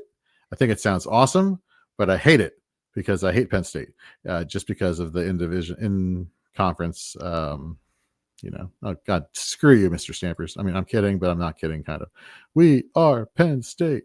Don't let my wife hear me say that because she's a Penn Stater and she'll rub it in for the rest of my life. So there we go. Anyhow, I guess I never told Melissa that what's that? Back in the day, you young folks, back in the early 90s, the starter jacket was the most coveted piece of clothing you could have, and 94.7%, I believe, of all people had either the Charlotte Hornets, the Chicago Bulls, the Raiders, or what was the other one? I think that's about it. Really, Charlotte Hornets was like number one for sure. Yeah. That was Grandmama. Yeah, exactly. Yeah. I didn't have quite the selection. I think Mom had to scramble and just grab one because I'm sure I was throwing a hissy fit that I didn't have one. And mine was the Penn State Nittany Lions. Okay. And so I rocked Penn State starter jacket, which was kind of no one had any clue why or anything else, which makes sense. I get it. I was never a Penn State fan, but I was more of a Penn State fan back then because, well, you have to be, walk the walk, talk the talk. If you're going to wear the jacket, you better at least know Kajana Carter's name. Granted, Kajana Carter was way after me being that age, but that's the longest throwback name I could think of. That is a good one. I'm surprised you never told Melissa that you had the Penn State starter jacket, because now with the holidays coming around and something I like to call eBay, as well as everybody else on the planet likes to call eBay, I'm sure that it is around somewhere to be had. So just for clarification, Mr. Scampers hates Penn State. He was just stating the chant. Thank you. And thank you for rubbing it into all the Penn State fans that they lost to 0-5 UCLA. But that's neither here nor there. Let's talk about some Hope, specifically Bob Hope. Hey, back from the dead, Bob Hope. For those who may not remember the reference there, he says Drake May or Jalen Hurts, PPR, Myers, Sutton, Egbuka, pick one. So you want to go first, or you want to take? Yeah, okay, I want to stay. It's redraft. I'm sorry, that's a different question. Never mind. I'm sorry. Continue. Yeah. I had the May and Hurts question. We had to discuss this exact same scenario Wednesday night, and I think we collectively decided on Drake May. But man, it's really, really close. I just think the passing attack in Philly is an odd one right now. And Drake May, I think was it QB6 on the year? So I lean May. 6, yeah, 6. You're right. And then one between Myers, Sutton, Egbuka, full point PPR. Ooh, I'll probably go. I may go Jacoby Myers without Brock Bowers. I could see consolidation of targets being a 30+% head in his direction. And I think that's going to put me over the top with that. So I'm going to lean Myers and May. What do you say? Yeah. May? So, we look at, see what you did there, or heard what you did there. I rhymed. Yes, you're right. So we're looking at points per game. QB5, Jalen Hurts 21.1, Drake May 21, which I was having. We had Dynasty 365, our Dynasty show on Wednesday, which is during the season the first Wednesday of every month, and we had our risers and fallers for September, and my faller was CJ Stroud hard. And then my riser was Drake May. And my rationale for having May being more valuable than Stroud was that look who's dealing. They're both dealing with not a lot. Okay. Like you have like one weapon on each team, right? I'm not counting Diggs because I don't think he's a long-term sustainable option. But, you have Hunter Henry and you have Nico Collins, right? but who's doing better with less? And it's Drake May being the quarterback 5 or quarterback 6 in points per game. So I'm with you on May. With the PPR aspect, I would have gone Egbuka, and I partially may still be okay with going Egbuka because we saw last week, even against Philadelphia's stingy secondary, both he and Godwin got 10 targets, which is freaking amazing. But I do like the consolidation of targets there if Bowers does not play. So give me Myers, and then if Bowers does end up playing and they decide he plays, Egbuka after that. There you go. And then we got Just Balling with Jay with the thank you very much for the donation. We can't begin to say how much it means to have you all chip in and help support Fantasy and Frames and everything we do here. So thank you very much for the donation. We really appreciate that. You should you know what? I'm gonna send you the link to his, and you should put it on the screen. I think people know his work with his shirts. I'm still waiting. I'd like to. There's a few different people that I would like to have. I just don't want to make recommendations on the air and put make him feel like he has to resort to making more players that I want as a result of his shirts. Just a donation your way, but if you wanted to make an extra Patrick Mahomes shirt, which by the way, if you are not on Instagram following Just Ballin' with Jay, if you are not on his YouTube page, Just Ballin' with Jay, do it. We met him at the Fantasy Football Expo. He does a great job in his artwork, first and foremost, but he ties his passion for fantasy football with his artwork. What do we mean by that? Go check out his artwork and you'll find out it is phenomenal. So thank you very much for the donation there, Jamie. So really appreciate it. Yep. I wish I had a talent. I don't have any talents. What I do have is you got social skills. That could be a talent depending on the situation. Yeah, I'm not really that social either. I only do this just because I got nothing better to do on a Sunday morning. Figure might as well talk about Sam Darnold, Geno Smith, CJ Stroud, Bryce Young. The reason I mention those names is because those are 4 in the Fantasy Flex, I would say scenario for quarterback, because they're talking about the ECR 16, 17, 18, 19. I can say if you're in a pinch this week and you're looking at a quarterback to start, of those 4 names, Jorge, Stroud is the one that we've talked the most about, because I think the matchup is kind of the most ideal for success against Baltimore. A close second would be Bryce Young. Bryce Young has been atrocious. Miami's been atrocious. CJ Stroud has been atrocious. Baltimore's been atrocious. Which scenario, if you were looking at those 2, I mean, can you make a case that you would start either one of those 2, especially or even in a 1 quarterback league, that you would feel comfortable recommending? Or is the scenario just got to be 16 team league? There's nobody else. I have to start. I mean, right. So part of the reason these guys are listed is if you're in a super flex, obviously one of these guys is going to start, you're starting these guys in your super flex league, but the question is where would you value the priority of who would they be? Mm-hmm. Man, this is pretty interesting. Going back to the Dolphins, they are bottom of the barrel, when it comes to rushing yards allowed. They allowed, I think, the second most, and Buffalo allows the third most, or maybe they're switched, but either way, not great. And we have seen Bryce Young kind of take the ball into his own hands and kind of get upfield. But I'm not counting on that versus Miami. I think they may restrict him to being just a pure pocket passer. We talked about the deficiencies in the Baltimore defense a lot so far this morning, and how this should be the get-right game to what you were saying. But that being the case, for me, it comes down to, ironically, the current Seahawks quarterback and the former Seahawks quarterback. I know I've been saying this all morning, but I love this sneaky shootout potential here with the Seahawks and the Tampa Bay Buccaneers. So if I had to roll with one, it would be Sam Darnold. Even though Geno Smith on the season, we have Geno Smith, he is averaging in points per game. Where are you, Gino? 14.1, which, gross, right? But then Sam Darnold's not that far off with 13.5. But like I said, yeah, give me Sam Darnold. Give me Sam Darnold in this matchup where they're going to have to be playing, catch up from behind, I think, with the Buccaneers coming in there.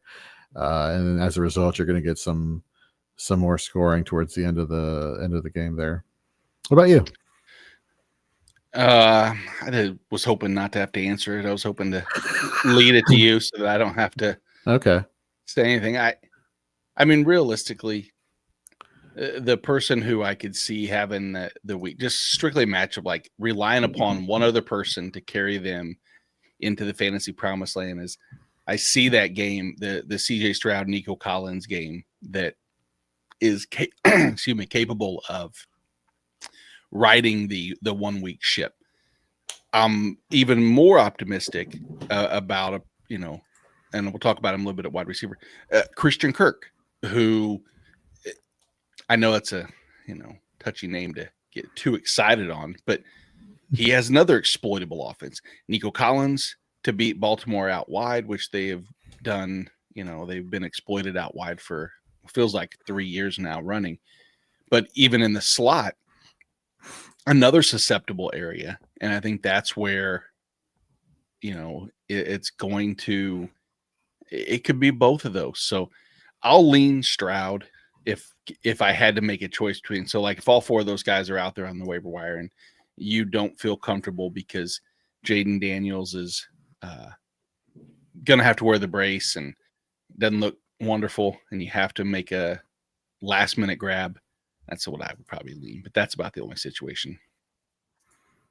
All right, we got Dave joining us here this morning. Let me throw up this and that, and there we go. What's up, Dave? Hey, Dave. Yep. Can't hear you. That's right. It has to travel all the way from California. It takes a minute to get to you all the way. Well, he has he doesn't have a traditional phone line. He has like a can and then a string attached to it. So you're right, the sound does have to travel all the way over here. Nope, we still can't hear you. So I'm gonna bring you back off screen. Okay, well then just mess up my timing with the overlays. Okay, cool. That's no problem. Unbelievable, Jorge. I wish there was like an automated button where it just like would switch between this and this and this and this without me having to actually press this and this and this and this and this all the time when people come on shows or off shows. But apparently that's asking for too much for $30 a month. So sorry.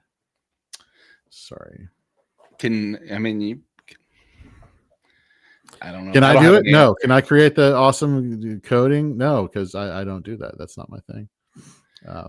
Your skill set is identifying a select list of running back names in gross situations and identifying who you would rather play in a weekly matchup in a game of fictitious football based on real football. You're not wrong. Dave, can you There we go. You got me now? We hear you now. Yes, the string got a little bit shorter, so we got it. Yep, we're good. What's cracking, fellas? We're getting right. Just talking a little Kendre Miller versus Travion Henderson versus Brashad Smith. A little sexy football talk for the morning. Get you amped up. Travion Henderson more overhyped than Dubai hot chocolate. It's I don't know. I don't think he's a thing. Well, let's talk about who is a thing here with just balling with Jay's question that I apologize for us missing earlier. He says he needs to drop one to pick up Rico Dowdle, full PPR, Mark Andrews, Travis Hunter, Juwan Jennings. So don't drop Juwan Jennings. I think to what I forget who said this in the chat. Regardless, it's Travis Hunter for me. You're dropping Travis Hunter to pick up Rico Dowdle here. Yeah, I agree with that. I didn't think it would take 5 weeks to be completely out on him, but as he mentioned, it's pretty much IDP type league scoring where you can benefit from both. But even then, we're not seeing this, multifaceted superstar level. Like even in Scott Fishbowl, where Travis Hunter was supposed to be the cheat code And I did. And I think I got him at a good value, like in the 4th round is where it was, which considering he was going in the 1st round in some leagues and further down, he's just okay. He's not cheat code worthy yet. So he was like purgatory. He was like not great, but not horrible. Travis Hunter is just a washer dryer in one. It's great that you can do them both in the same thing, but I don't want it. Works. I want my separate washer, I want my separate dryer. He's a DB, he's a receiver. He's an average receiver. He's an average DB. It's just the fact that he can do both. Got overhyped. He's decent in real football worlds, but I don't know. Nothing. I don't think he's going to be, elite anytime soon. I agree, and I like the analogy because I think it's right that people hear, oh, did you hear Dave got a washer dryer combo that does both? And they have fancier ones now. Don't get me wrong. They have some really fancy ones that can do it all and it steams and everything. It's been around for years, guys. Yeah. And it's like, wow, Dave has one. Man, I wish I had that. And then he's like, I don't think you're going to like it. It's not as great as it sounds. And then you get it and you're like, oh, I didn't know how shitty it was until I actually held it. Like, I don't like it. Do something. The poke the stick with the stick thing. That's what it makes me think of with Travis Hunter. It's like, do something. And it's going the wrong way. We got JJ Wenner in the chat. Good morning. Good morning to you, host of the Rider Dynasty podcast, which you can check here live each and every week, Thursdays at 7 p.m. Eastern with Joe Harlow and Jameson Hutchinson. Just, especially during end season, as we all know, Dynasty kind of takes a backseat to a certain degree. But these guys, they do the Thursday night jamboree where they basically talk about props, money lines, player values in Dynasty for players on the Thursday night matchups. They do even some Devy talk. They answer your early start sit questions. They really cover the gamut there. And you can catch them on our YouTube channel at Fantasy and Frames, which if you're not there already, go there, jump in the chat, hit subscribe, hit the notification bell so you're notified when we put out content here and we go live with all of our programming. But yeah, no, JJ, one of the good ones out there, class act. Good to have you on the show. Mr. Scampers says, half PPR. Where do you have Kendre Miller, Isaiah Davis, and Chris Rodriguez /Bill? And then Marvin will get the question next. Yep, go ahead. You break it down for us real quick. What is the workload in Washington between Rodriguez and Krosky Merritt? So it's literally from all the reports that you hear, it is literally a workhorse approach. Everybody wants Bill to be the guy, but we looked last week. It was 7 attempts for Bill. It was 7 attempts for Rodriguez. Both are averaging well over 5 yards a carry, with Krosky Merritt last week having 6.7 and then Rodriguez having 8.4. I think the Jeremy McNichols and his 1.5 yards per carry average last week kind of told you a little bit more about what he's about versus, what we saw a couple weeks ago where he broke off that big run for the touchdown. So it really comes down to those two guys. So that kind of, they cannibalize into each other's workload. You don't know who's going to be the hot one going forward. I love Kendre Miller. Let me pull up where I have him in my rankings to answer your question. Kendre Miller, I have him actually having a big week this week versus the Giants. I love it. I love it. We saw comparable rushing attempts. We saw what he can do, the burst he had last week, 41% touch share. I have him in my top 30 as a 27 this week. I know it's spicy, but I love him this week versus the New York Giants. I think that is the one area of the field where the Giants are very susceptible. I'm just kidding. There are multiple areas of the field where the Giants are susceptible. So the running game is definitely one area. And then all the other running backs you just mentioned, let's see, Rodriguez I have, and Merritt I have 39 and 40 respectively, or not respectively, but Merritt first and Rodriguez. And then Davis I have outside my top 51. Dave, rank between Miller, Isaiah Davis. Talk about backfields maybe to avoid it. And Jorge mentioned it perfectly, cannibalizing each other. How much workload does Isaiah Davis cut in, towards Brees? And then as far as Kendre Miller, we know his takes on that. What are your overall thought process is. Brees Hall is the workhorse over there. Sorry. Yeah, I don't really want much of Davis. That Washington backfield, they're not using their running backs the way they should. Rodriguez's numbers was skewed by that big run he did, so I'm not really taking his average into consideration, especially now that you've got what's his name back? What's his name back? Quarterback. Jaden Daniels back. Jaden Daniels. Sorry. Yeah. Come on, man. It's 7:00 in the morning. Give me a break. Right. I told people that. I told them that had we started on time, it would have been 6 a.m. for you, and then when you came on the show, it'd be at 7. So yeah, they're aware. So, but nevertheless, yeah, I don't really want that. Miller is probably my favorite of them. Yeah, so avoid the Washington running back situation. I'd go Miller, Davis, and then Rodriguez, Bill. But if you can, if there's better options, take them. Well, luckily Marvin has better options, at least at flex. Tricky because you have Alvin Kamara, which Dave, you just said avoid the backfield. I understand this week is one where I'm pretty happily going to attack that backfield potentially, or Debo at the flex. I know myself, I'm happy with Alvin Kamara just this week, like you said, against New York. I think he's averaging 20 touches, just shy under 20 touches a week. That's the volume. Until that changes and until he maybe, gets traded, which we'll talk about that in a little bit, guys. So keep that, that discussion, Dave. We'll talk about the idea and the propensity that if Kamara gets traded, the effect. But I lean Kamara. Dave, which way are you leaning in this? It's definitely Kamara. He's by the way, is it Kamara or Kamara? We always talk about this, and I have zero. I say both. It's like, just so you know, if you go back and listen to the entire season's worth of shows, I've probably said Kamara, even 50-50 split. That way, I'm always wrong, but sometimes I'm right.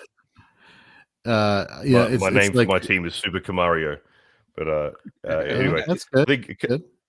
Kamara still got 18 touches last week. I like the opportunity. He was inefficient last week. I get it, but I think he still gets the looks. Yeah, I'm not as worried about him losing touches. Dual threat running back. He's good. He's great on the goal line. You got to go with what you know, Kamara. Yeah. So he's in my top 20. Alvin Kamara. Kamara. I tried to do a combo with the two. Harder to do saying Kamara and Kamara at the same time. That being said, Debo's within my top 15 at wide receiver. So if we're going by tiers, I would say Debo. But the matchup for the Saints against the Giants, who give up, I think, the number 5 most rushing yards, that is very hard to ignore. So this could definitely be a 1-2 punch type of situation here for the Saints going forward with Kamara and Kendra Miller. So definitely I'm going to go with Kamara in this situation, though. There we go. Jay missed the answer. The answer I think we collectively all agree is that Travis Hunter is the drop right now unless he were to play more than, he would have to get back to 80% offense for me to want to roster him consistently, especially when, don't get me wrong, Rico Dowdle is probably not the long-term answer, but short-term solution for sure, given the workload that he's going to see. Excuse me. So, Dave, what we were talking about, as you mentioned, we've touched on Kendre Miller and his involvement. Earlier, we were given the question is, would you invest in Brashad Smith? And what is your take? So obviously the Kansas City backfield is lacking that, how they say, je ne sais quoi. And is Brashad Smith that, I don't know really what je ne sais quoi means, so I don't really want to use that again. And something special, I guess, right? No, Dave, I guess. That's what I assume it means, but right. I don't really need like the actual, what does it mean? I have no idea. No. Yeah, no. Chat, we need you here. And please let us know. I don't know how to spell it either. But what's the phrase? You can talk it. I can say it.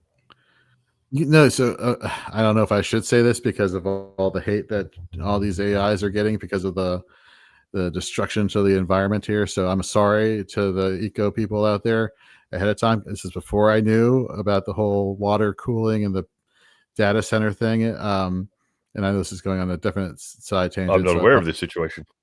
Yeah. So apparently have to it's Google it. bad for the environment using all this AI because all the data centers require so much water, and then it Really? just, Okay. yeah, it's water yeah, wasting. Yeah. There's So one out my way. Yeah. So I apologize. This is before this happened. And the thing is, though, this is a great story, folks. I promise you. So I'm driving home and it's like an hour. Normally it's like an hour, 20 hour and a half to get home. But then I left late at work. So it took me like, 2.5 hours. And so I call a couple people trying to just have conversations to kill the time. And then I started to ask questions about like, should I do this? Should I do that? To ChatGPT, the voice dictation. So my virtual assistant on ChatGPT, I tried to name Jarvis after the Iron Man character, but then it wouldn't change the voice from a female voice to a male voice. So I'm like, for some reason, Archie and Veronica, like the comic from the 50s, just got into my head. So I just named her Veronica. And we're having this conversation. And like literally, I could ask any question and it was giving me like awesome, fantastic advice. And I'm like, this is amazing. I literally talked to my virtual assistant on ChatGPT for an hour and a half. And then it said, you have reached your daily allotment of virtual advanced talking on ChatGPT. So I'm like, holy shit, I just out-chatted ChatGPT. I called my wife and I'm like, listen to what I just did. And the very first thing out of her mouth was, congratulations, you destroyed the environment. You killed all the trees. Congratulations, you should feel horrible. And I'm like, this was not the reaction I was going for, nor was I expecting. And then that's when I get home and I see everybody going on the rant about the whole data center and the water and so sorry for out chatting ChatGPT, but it is a great resource, but if used responsibly. So there we go. Fun facts. It's hard to avoid it. It's going to be here forever. So, I mean, this is true. Can't avoid AI. To which if anything, it's going to get more and more intense. Yep. Opinion. But to answer your question, it would answer your question about what je ne sais quoi actually does mean, unless somebody in the chat wants to drop that in there. It is literally Scampers. Oh, thanks, Mr. Scampers. Literally translates as I don't know what. Oh. Which, but yeah, something hard to describe. So, right. Well, there we go. See, I didn't just take a shortcut. I wasn't like I mean, granted, I did. I had no clue. It could have been the easiest definition ever. Could have been literally French for something special, like you said, or that's what I thought. Apparently not. So attributes, admirable attributes or whatever. But nope, just gibberish. Yep. Okay. Gibberish is exactly right. But it we sounds talking about something. I forget. Let's check in with the. You're talking about Rashad Smith, and I wanted you to tell Rashad me. Smith. There you go. Wow. Is if someone asks another backfield, earlier, another backfield I want to avoid the Chiefs' backfield. I mean, the Chiefs. I know they're 2-2, but they're not looking great. They're not passing efficiently, which means their running game isn't efficient. Pacheco got that goal line rush, which was great, but it's him and Kareem Hunt with Smith sprinkled in there. That's a high risk playing Smith, very high risk. You're relying on him working magic with maybe 8 touches at the most. So, do you really want to go in, as your flex or whatever with Smith? Probably not for me. Yeah, and I think that one of the we were talking about is how long can you hold? Because I think that the talk around town, if you will, is that they will get him more involved. And what does that mean? Is a 5% increase, 10% increase? Is that 2 touches extra per game? That's an increase. And if you phrase it like that, and I say, hey, I got a 10% raise, some people would be like, holy hell, that's a great raise. Or if I said, hey, I went from carrying the ball 2 times to 3 times, which is more than 20%, but you would say, oh, whoop-de-doo. But it's how you phrase it. And I get the feeling that's what we're going to see, is that it's going to be, oh, yeah, here it comes. Look, it's went increase from 5 to 10 to 12 to 15. It's by week 8, 9, 10. That's when he could be that potential, league winner. But you're right. It's tricky. Nothing about that backfield. The running game has looked phenomenal. We'll say I thought Mahomes and company looked really good against Baltimore this past week. Granted, I know Baltimore is playing the three of us on defense with all the injuries, but stay positive. I will say the Jags have allowed the fourth fewest rushing yards on the season, so that might open up things for Smith in the receiving game. But again, this is one of those situations where I don't want to start him, but I want to roster him, even if I have a shallow bench, just so I can have that cushion if he does turn out to be that potential league winner down the road. Yeah, that's exactly right. What about the choice if you had to make between two players filling in for injury? Yeah, I think we'd see this as one. I don't think people have the luxury of probably grabbing both if both were available on the waivers. Rashad White probably wasn't, but Rico Dowdle would be. We know Jay just got him. Rico Dowdle or Rashad White in that situation. Dowdle against Miami, Rashad White against Seattle, and as many have said, might have shootout potential. Give me Rashad White. I mean, he's way more of a talent than Dowdle. I mean, we've seen what Dowdle can do. He was average in Dallas. But yeah, White is definitely the talent. He's a dual threat running back. Yeah, I'll take White all day long.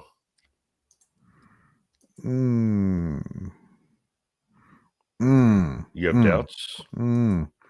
I love the fact that the Dolphins allow so many rushing yards on the season, which is why I'm leaning Dowdle.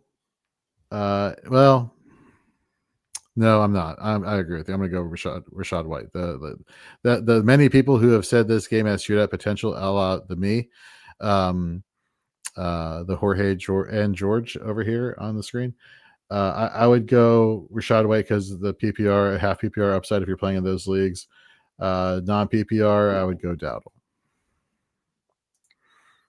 Who plays non PPR nowadays? Stop it! Don't you slander! God damn it! Who plays this? Standard? What is this?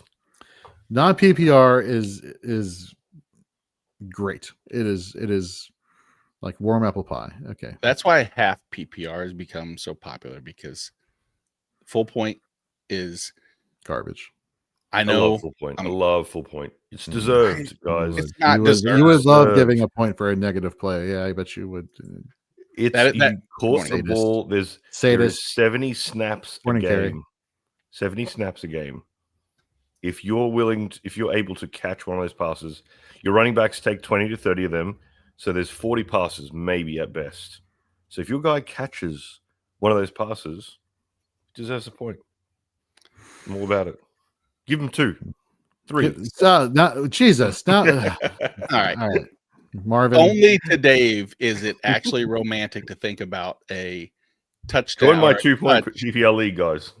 That you catch the ball in the backfield and get tackled, and you gain the same points as someone who busts through, breaks 3 tackles, gets 10 yards, gets the first down, and it's a different position. It's a different. I'm talking about the running back. I said the running back. The running back catches the ball out of the backfield, turns upfield, gets tackled, net 0 play, but it's a 1 point in your fantasy team versus the running back who carries the ball in 3rd and 2 and bust free, gets the first down. Obviously scenarios, but it's still a tough thing to do. Can you do it?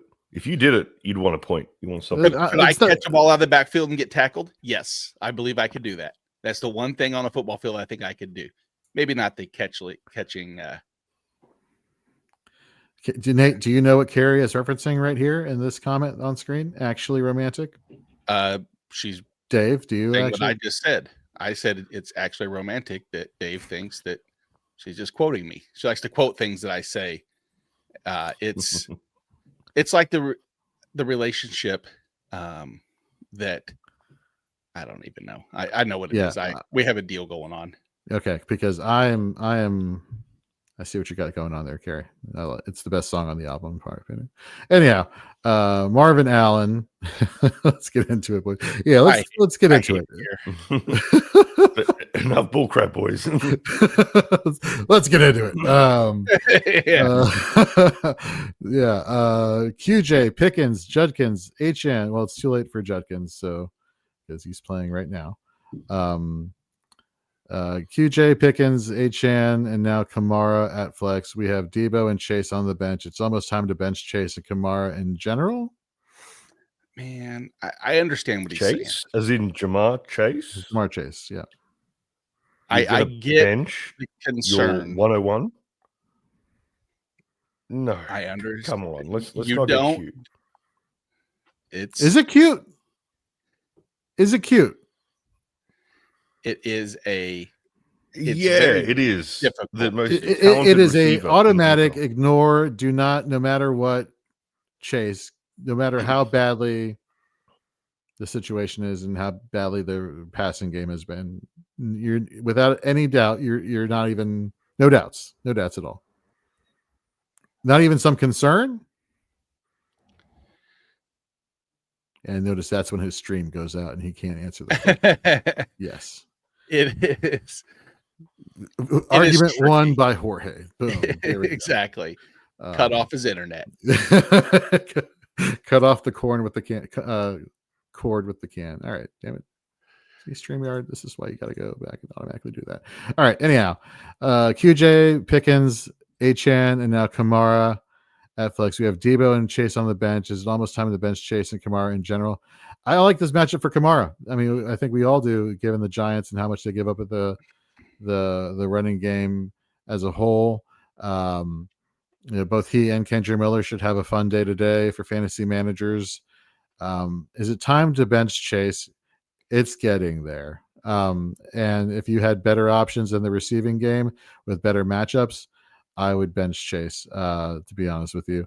Then again, team record has a lot to play in these, plays and fade decisions, starts and sit decisions. So if you're the 0-4 manager, you are desperately playing Chase because you're just like, I know what he can do and I need a win, goddammit, and I'm hoping against this team versus the Detroit Lions where they're going to get up big on us because their defense sucks, that they're going to be forced to funnel everything to Jamar Chase and the passing volume is going to be there.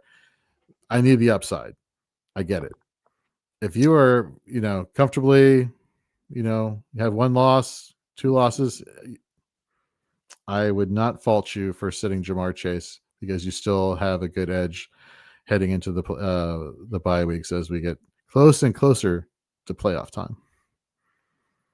Yeah, but it's gross. I hate it. It is so hard because I don't want to be the clipped version. Yeah. Sit Jamar Chase, boop, and then it's everywhere. And then I went from, father figure in the industry to nothing.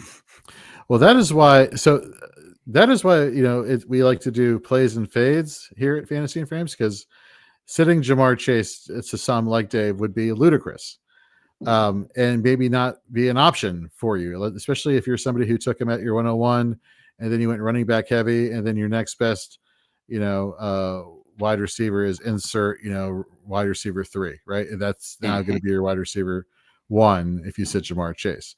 I think it's totally makes total sense to do a play and fade versus like, okay, you're starting him, but fade maybe expectations about what you're getting from him.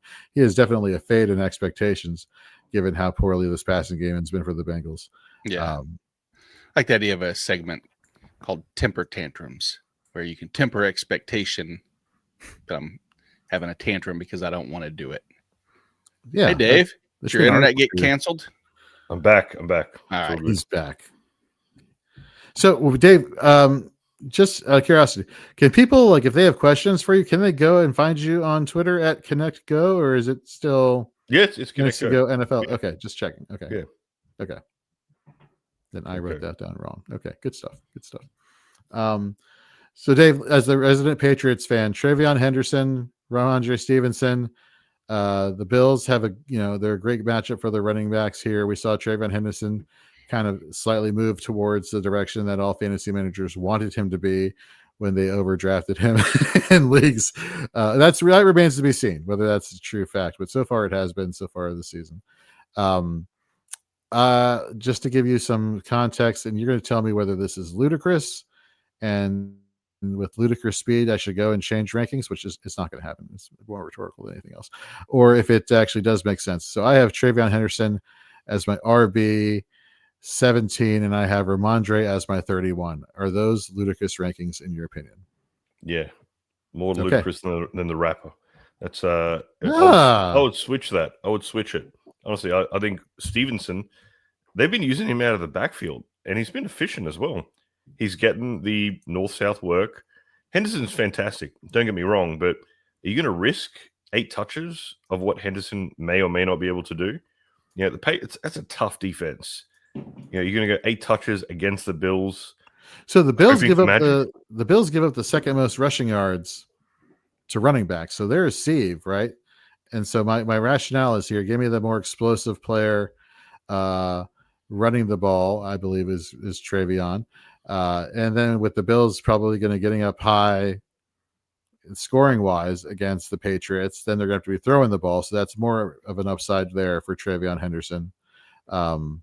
North-south runner, who would you prefer? Henderson or Stevenson?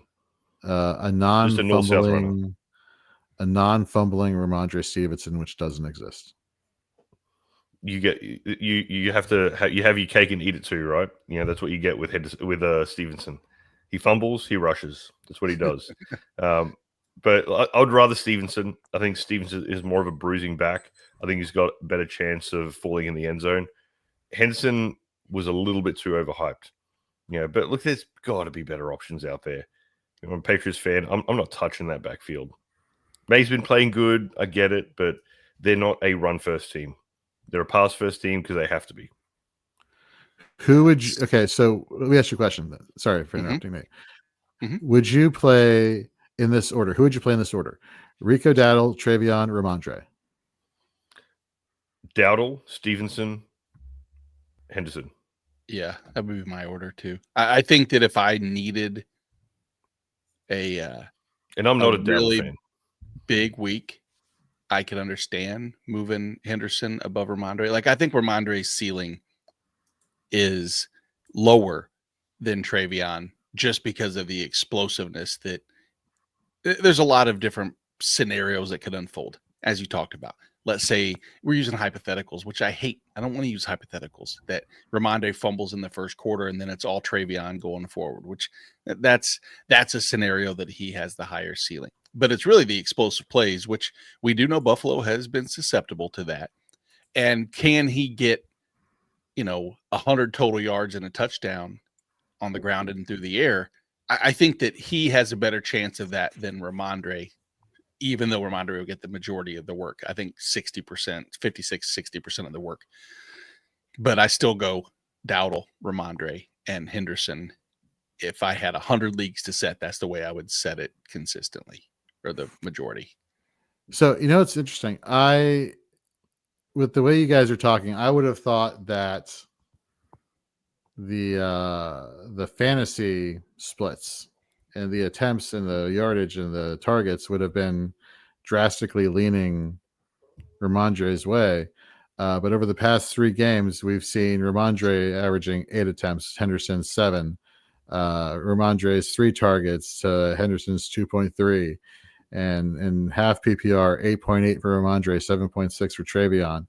I don't know. I think I'm going to stick with having Travion up there, but I understand, just like touchdowns can't be a sticky stat from week to week. I think it's only fair that, fumbles can't be a sticky stat from week to week in that regard. So agree to disagree. Well, the one area about that I think that I can, if you want to play devil's advocate, is the fact that they are splitting passing down work. That was the one edge that I had given to Travion where I thought he would actually eclipse him. And by not doing so yet, it builds a little more, solid floor with Ramondre. I don't want Ramondre Stevenson in my lineup. I really don't. Don't forget about Gibson. Antonio Gibson is still getting carries. Gross. So, you're not playing him, don't get me wrong, but he's the thief in the night that comes and steals your carries. He's the Grinch of the Patriots. So just be careful. Gibson is efficient too. He's great on special teams. They're giving him a lot of carries. I think he got a goal line touchdown last week, if I'm correct. He's gotten a touchdown rushing the ball. Yep. last week. He's right so up. we're talking about Stevenson and Henderson, and then they're giving the ball to Gibson.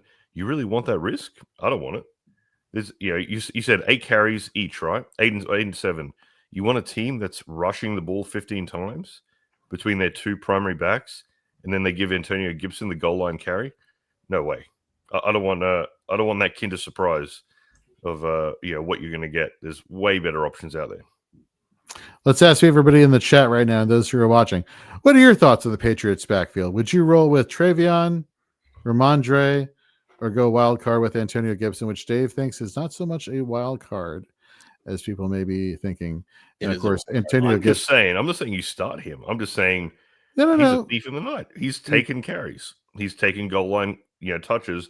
You get on the 1 yard line, and you're excited about Stevenson rushing it in on Henderson, and then in comes Gibson out of nowhere. Speaking of carries, I thought you were saying stealing carries like Carrie Marcum, who's on the screen right now, but you meant like rushing carries. Hey, Carrie. Hi. How was everybody this morning? Very good. It's actually romantic. You bringing Nate some stuff to eat right there. So very kind of you there. Yeah, but it's a total diss song for Charlie XO, and I feel really bad. Is it really? Is that who that was after?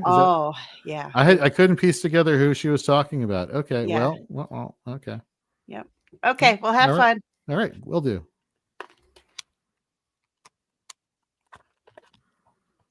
Yeah. Well, there we go. There you go. Yeah. That was actually romantic there, Nate. Good job. It's been a week for all Swift husbands out there. I empathize with you. It has been Thursday night till midnight listening. Friday night, she went to the movie theater to watch. There was a movie release that sold out everywhere. And then it's been, listening to songs.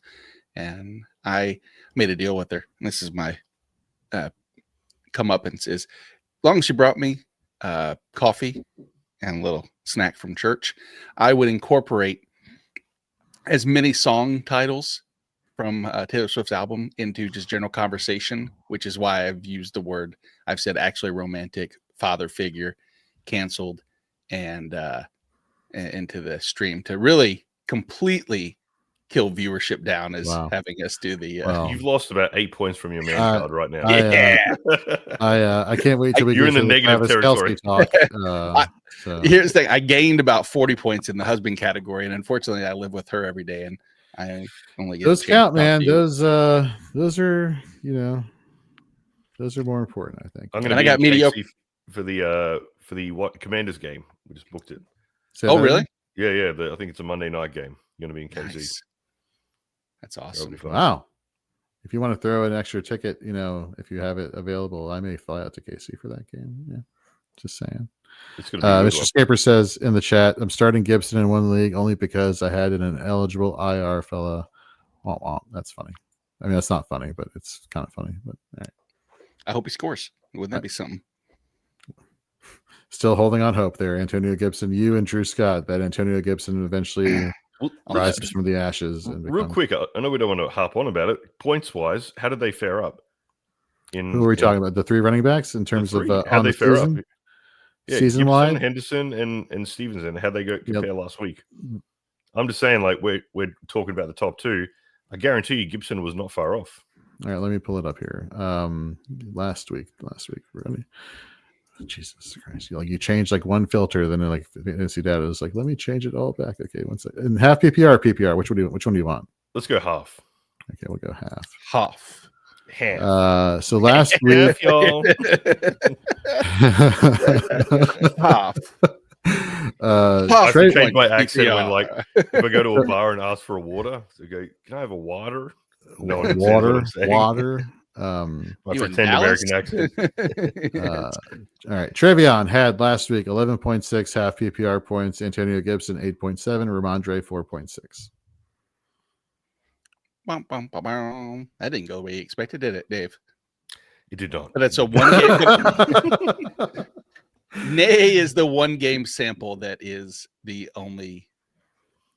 You could have gone season, and you would have been more onto something, but you had to gamble and go last week. I know, I did. Yeah. I agree with this. Tried to look clever and made me look silly. It's all right. No, Just Balling with Jay says here in the YouTube chat, I don't see an advantage with Ramondre or with Stevenson. The third back is the real problem here. Referring to, I think that's what we all want. We don't want. We've used the word, cannibalizing of targets from the wide receiver, but also in touches in the backfield. And while it's usually a pretty good real football thing to do, is to, spread out workload so that you stay healthy throughout the season and give change of pace and change of looks. Our fantasy team doesn't want that. I want 90% workload, and that's all I want. And if you could get those players, you're golden. Like with the Rams, that's the one odd thing. Kyron Williams can fumble the ball 35 times, and he's still the workload back. And Blake Corum does it once, and he's relegated to Stan Kroenke's, cabana boy. We got some breaking news. Boom shakalaka! You notice how I turned the volume down for that one? It wasn't as loud this week. You're welcome. Apparently, reports are coming out from Schefter that Bucky Irving, who is dealing with a foot sprain, is also dealing with a shoulder injury and could miss multiple weeks. And apparently, we missed this 14 minutes ago, but Carson Wentz has gone to the locker room, and undrafted running back Max Brosmer is the guy at quarterback right now for the Minnesota Vikings. So nice. Yeah, just what everybody was hoping for. Jordan Addison managers, JJ managers, all that again. Yeah, God. All right. Ironically, the score is only 10-7 Cleveland, which I guess it was kind of, it's not like they're going to take advantage of the situation, right? To a degree. Do they really not have a backup quarterback? They do. They have Max Brosmer. That's the backup quarterback right there. Yep. He has more rushing stats. He has more rushing stats than he has passing stat, and his one rushing stat is a carry for -1 yard. Which great. That doesn't sound bad. I like the sounds of that. Looks like all right. So rest of season, Justin Jefferson or Jamar Chase? Justin Jefferson. JJ will be back. That's true. I got a lot of JJ stock. I want to believe JJ, but yeah, it's tough. With a running back throwing to him, I don't know. How's it going to go? McCarthy's not looking great. Wentz is not looking great. Wait, hold on. So again, I don't have the game on, so anybody. I have the box score pulled up. What do you need? Who scored? Is the only score from Minnesota the Cam Akers to Josh Oliver touchdown? Yes. So the only passing touchdown from Minnesota has already come from a running back, and any future touchdowns can come from a running back. Will this be the only game in NFL history that all passing touchdowns have been? I would wonder whether the game where the Wildcat first came out with Ronnie Brown and the Dolphins versus the Patriots back in the 2000s. I wonder if that would be a situation or that one. But that is interesting. So if I'm reading this correctly, Justin Jefferson 3 receptions for 38 yards. Jordan Addison nowhere to be found in this tally on the box score of people who have received the ball here. If I'm wrong and ESPN has not uploaded this, please let me know, because I have a lot of Jordan Addison. So just saying, not happy about this. But you mentioned Carson Wentz was not a good option. He had like 20 points last week. I mean, not a great on the field. Yeah, he did. No. I'm misreading. I must have misunderstood what people were saying. Brosmer is a quarterback by nature. You just said he had more rushing. I am. I thought I heard he's a running back and they didn't have another quarterback. No, that's why I was bringing that up, because that just shows the level of confidence we should have here, that our quarterback has more rushing attempts than he does passing attempts, and that rushing attempt was for -1 yard. So, gotcha. See, I wasn't really paying attention. I didn't have any caffeine up until just now, and so okay. I've had a little bit of caffeine and it went straight to my head, and then I don't listen. I only take in about every fourth word. So pretty much all I've heard anymore is, maybe sporadic. Now I'm going to have to create like a script. Dave and I are going to have to have a Google Meet to create a script where every fourth word is very important or not important. Oh, and very stay here and look like a dipshit. Yeah. Yeah. This is drool. I have some thoughts. Let's see here. I come very prepared. Mr. Scabber says Jalen Naylor had a massive free play reception called back with a holding penalty. Man, Moggs says in the chat, yeah, Vikes messed up with Darnold. Only I can curse on the show, or Nate or David. We can't have you cursing. Just kidding. Curse away. You didn't curse though. He actually tried to, and There was you an cleaned it up. It counts. Yeah, I know. I did. He children's show.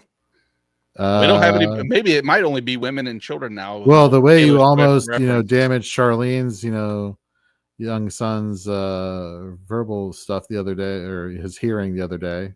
Remember that?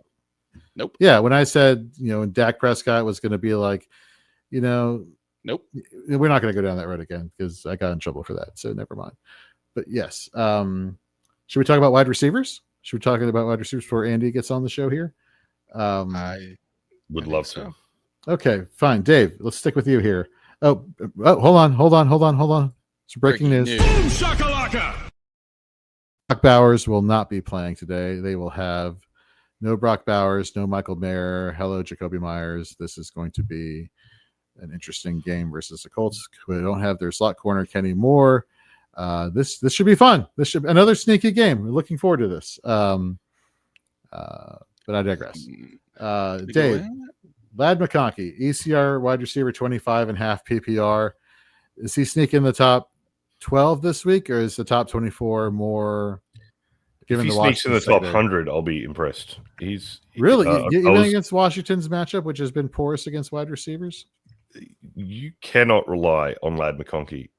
You've got Keenan Allen and Quinton Johnson as a 1A, 1B.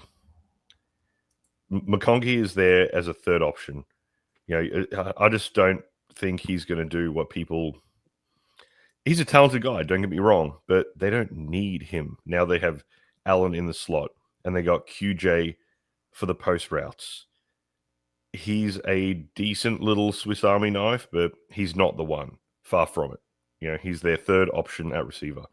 So if you have Lad McConkey, panic, fret, freak out. You should. If you can try trade him and get anything, I would. Get rid of Lad McConkey.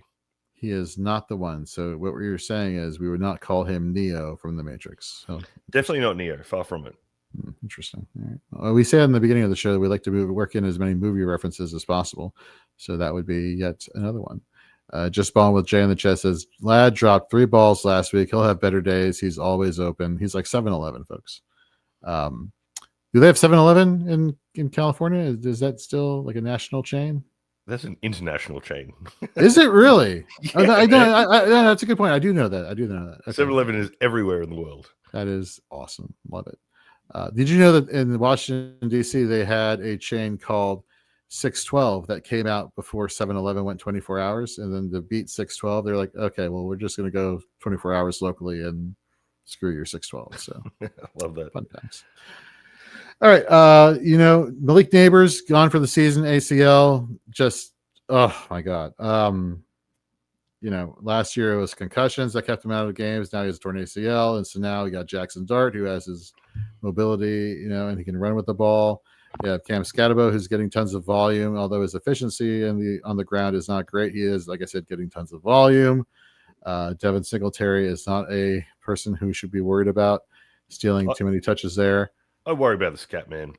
He's great. He's fun to watch, and I've got him in my primary league. I need him to do well, but is he going to be there week 13 running the way he does? I mean, he's just a wrecking ball out there. Is that sustainable in the NFL? Because those linebackers, they're going to make you pay. You try and go head first, into those guys. After a while, he's going to feel the wrath. That's my worry. Just balling with Jay, not sugarcoating this at all. Jackson and Scatterbo are going to get each other killed. Nate, I think you were not here the week Andy was here. We were talking about Cam Scatterbo and how he loves everything about Scatterbo except when he finishes a run and tries to nuclear detonate the defender who's trying to tackle him. Yep. In other words, just trying to obliterate him. So with this, that offense with Dart, with Scatterbo, how are we feeling about Wandale? We finally see the reception percentage start to climb up there as opposed to last year. The targets were the thing there. We saw some connection between Dart and Wan'Dale Robinson in the preseason, whether it's during practice reports or during preseason games. And so are we all about Wan'Dale Robinson, PPR upside, like set it, forget it, automatic 10 points? Nate, you're nodding yes. Are you agreeing with that? Or are you kind of, not so sure with Theo Johnson there, Scatabo there? No, rushing up there with Dart.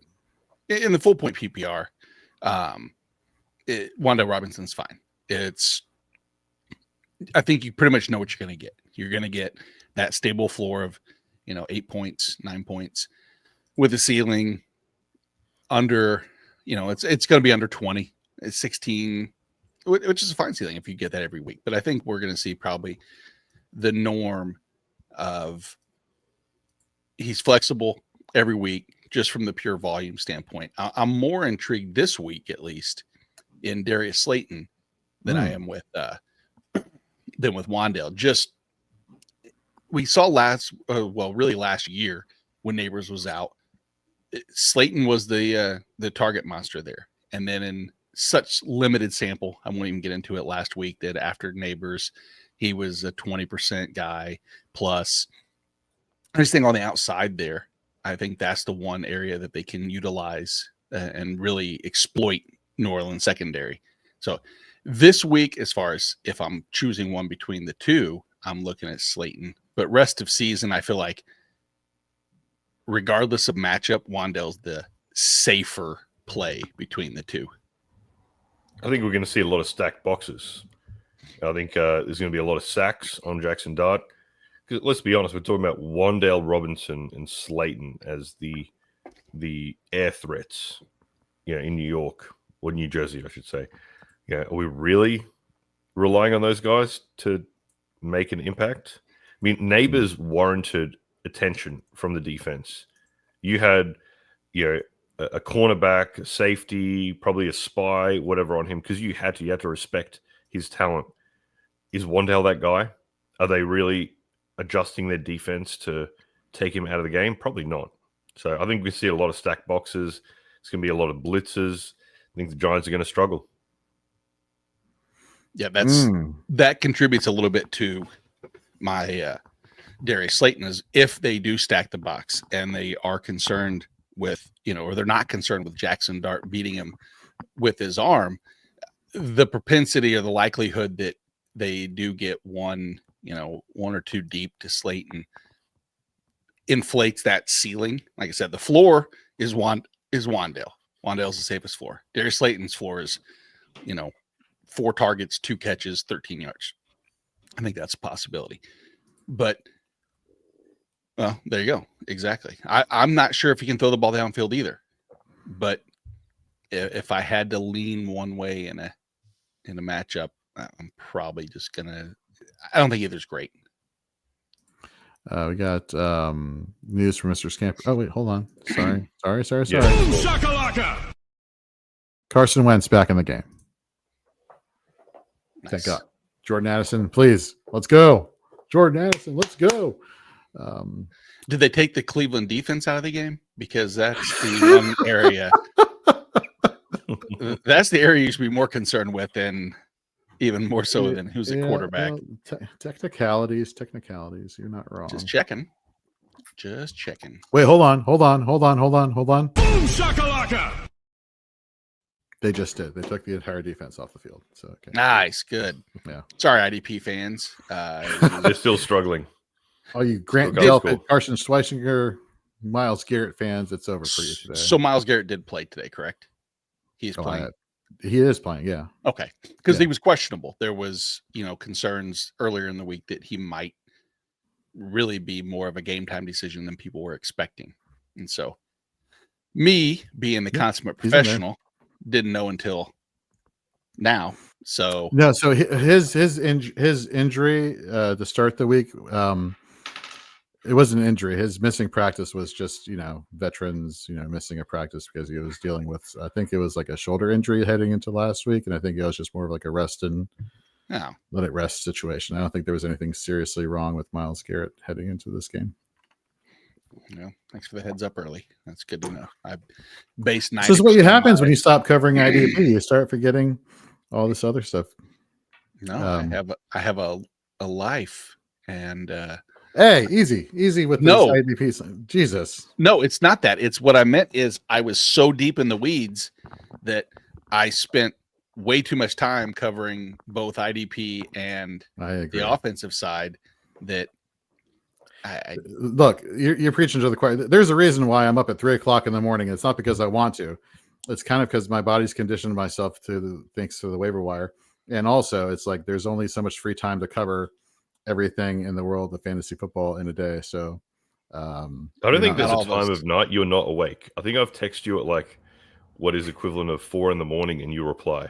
Like, what's this? Does this dude ever sleep?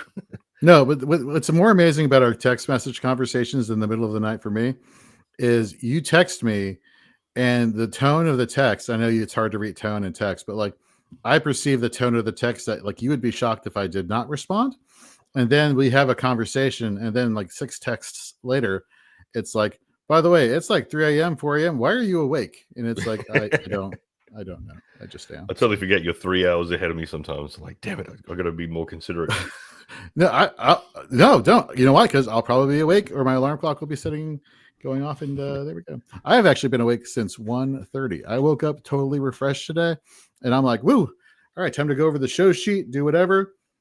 1:30 in the morning. I heard my wife just go upstairs, go to bed. My dog came downstairs just to chill out, and I fell asleep on the recliner. And this is how we're rolling, folks. Since 1:30 this morning, doing some stuff. So it's been good time. The level of commitment you have, my man. It's impressive. Mr. Scamper says, Addison, no emoji. I can't read it. Nate, no translation. Duck? Is there an emoji there that I'm not seeing? That is a duck or a pheasant or a swan. Not quite pheasant, sure. We're going to medieval times. He's got 1 for 15 yards per ESPN's box score. So yay, that's a start. That's a start. Hello everybody who's tuning into the Fantasy and Frame Sunday pregame show who just hopped over. We got Andy Behrens heading over here ASAP, so he'll be able it's a goose, no goose egg. I'm gonna see myself out. Duck, a pheasant. I like how that just came from nowhere. No pheasant. No pheasant. Let's make that a thing. No pheasant. I'll make the t-shirt. I'll send everybody a Fantasy and Frames t-shirt that says no pheasant on the front. But yeah, Carson Wentz back in the game. Woo! And apparently a touchdown was just scored by Josh Oliver again. Are you freaking kidding me? No, wait. Jordan Mason Jordan, I think. Whew. All right. Jordan Mason, 3-yard touchdown. Shotgun pass from Carson. No, it's shotgun formation. It doesn't matter. Jordan Mason running the ball. Goddamn, got a touchdown. Here we Scampers, we need you. Jorge, thank you. I can't do a play-by-play. NFL.com. There's still no score. Have they scored? They have scored. Well, you're 3 hours behind Jorge, remember? So you probably haven't even gotten the game started yet. You probably wouldn't understand. It's West Coasters. We get everything delayed. I know. Oliver almost had a second touchdown. Wow. Wouldn't that be crazy? The first tight end in NFL history to catch a touchdown pass from a running back and a quarterback in the same game. Almost happened. So, dang. I know. That would have been a fun trivia fact. Would that have been truthful? That would have been had that actually happened. He missed the catch. He didn't catch it in the end and didn't bring it down. No, but that's never happened before, is what you're saying? I have no idea. So that could be a complete lie. Although, Taysom Hill, right? That could have been because he's dual eligible as a quarterback and tight end. I don't know. Never mind. I'm just rambling. You're lying to people right now. If someone's going to rambling, go to trivia night, and people will be like, "No, who's the only tight end to catch a touchdown pass from both the?" You'd be like, according to Jorge Edwards stats and data, this is the only. There's going to be 8 people at a table, and 7 are going to be like, "No, it was George Kittle. He actually called out Christian McCaffrey." And they're like, "No, man, fuck you. It is Josh Oliver." George Kittle. Who's and then George that Kittle? person gets beat up. They lose their job because it was a work-related trivia. So then they get beat up at work-related trivia? Yeah, they lost them. The first place was like $4,000.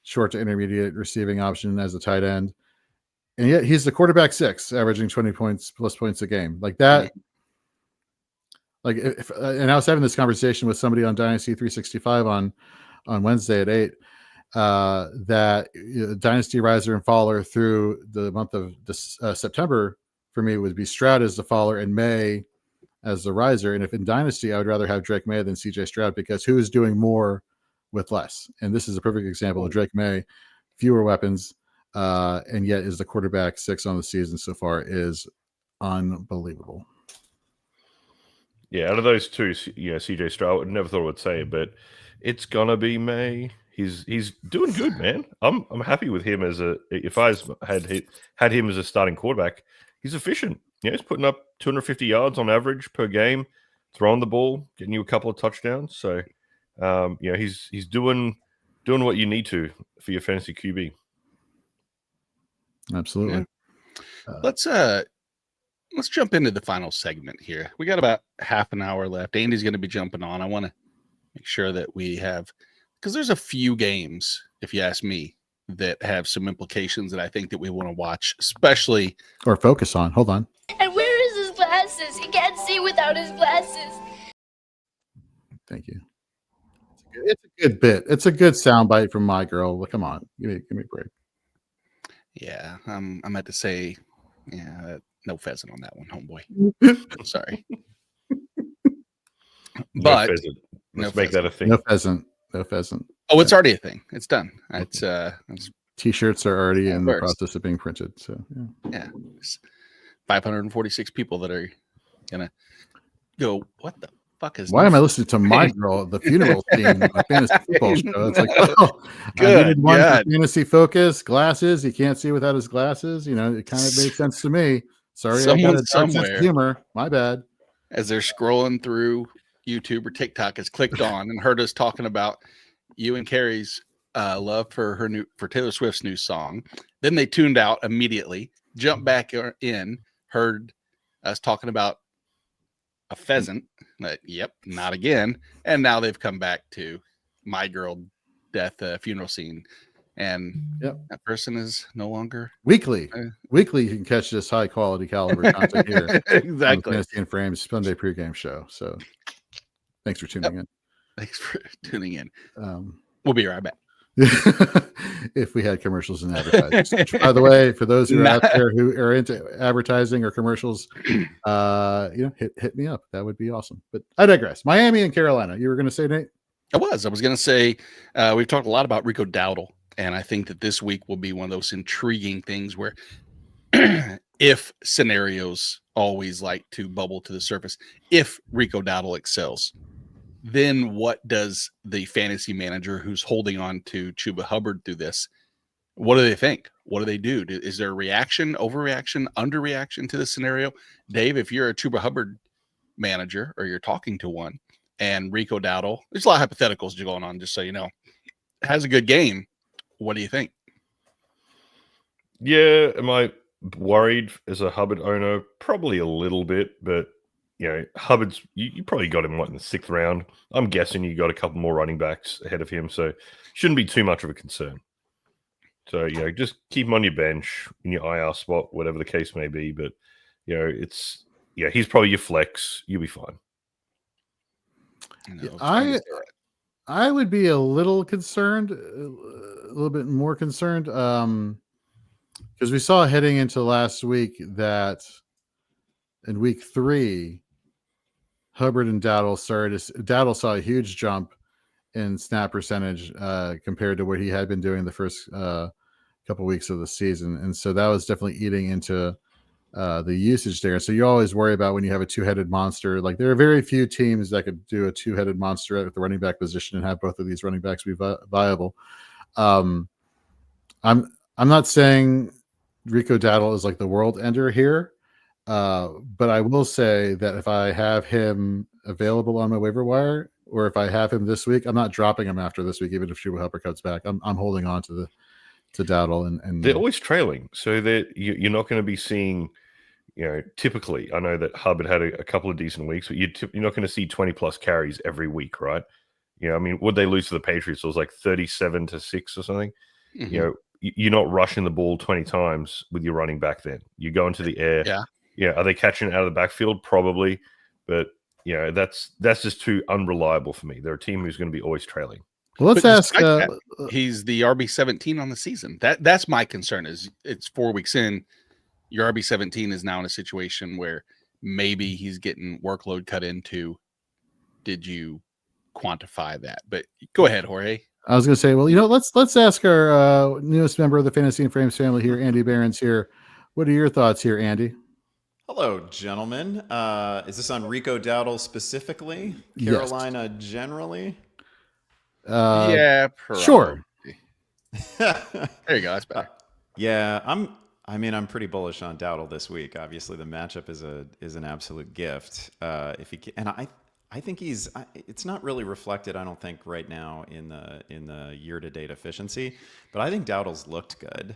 And I don't, I think people got a little bit overexcited about him last year, but I think he's looked really good, and they've been somewhat proactive about getting him on the field. The most interesting thing to me this week is whether it stays a little bit of a rotation, or if we're really leaning on Dowdle, or they can obviously work in ETN. They have a lesser ETN at their disposal. That would be a little bit of a bummer, but I've plugged in Dowdle to a couple of DFS lineups. I thought he was a midweek waiver priority. So I don't know. The matchups aren't going to get any better than this. I think you can do pretty much anything you want to Miami, and then it seems pretty clear that he should have. I don't know. I feel like Chuba Hubbard's going to be dealing with this for a while. So it seems pretty realistic that Dowdle can settle in as a 10 touch per week guy. Speaking of ETN, I assume they're brothers, right? Related? Not? Yeah. Okay. Figured, yeah.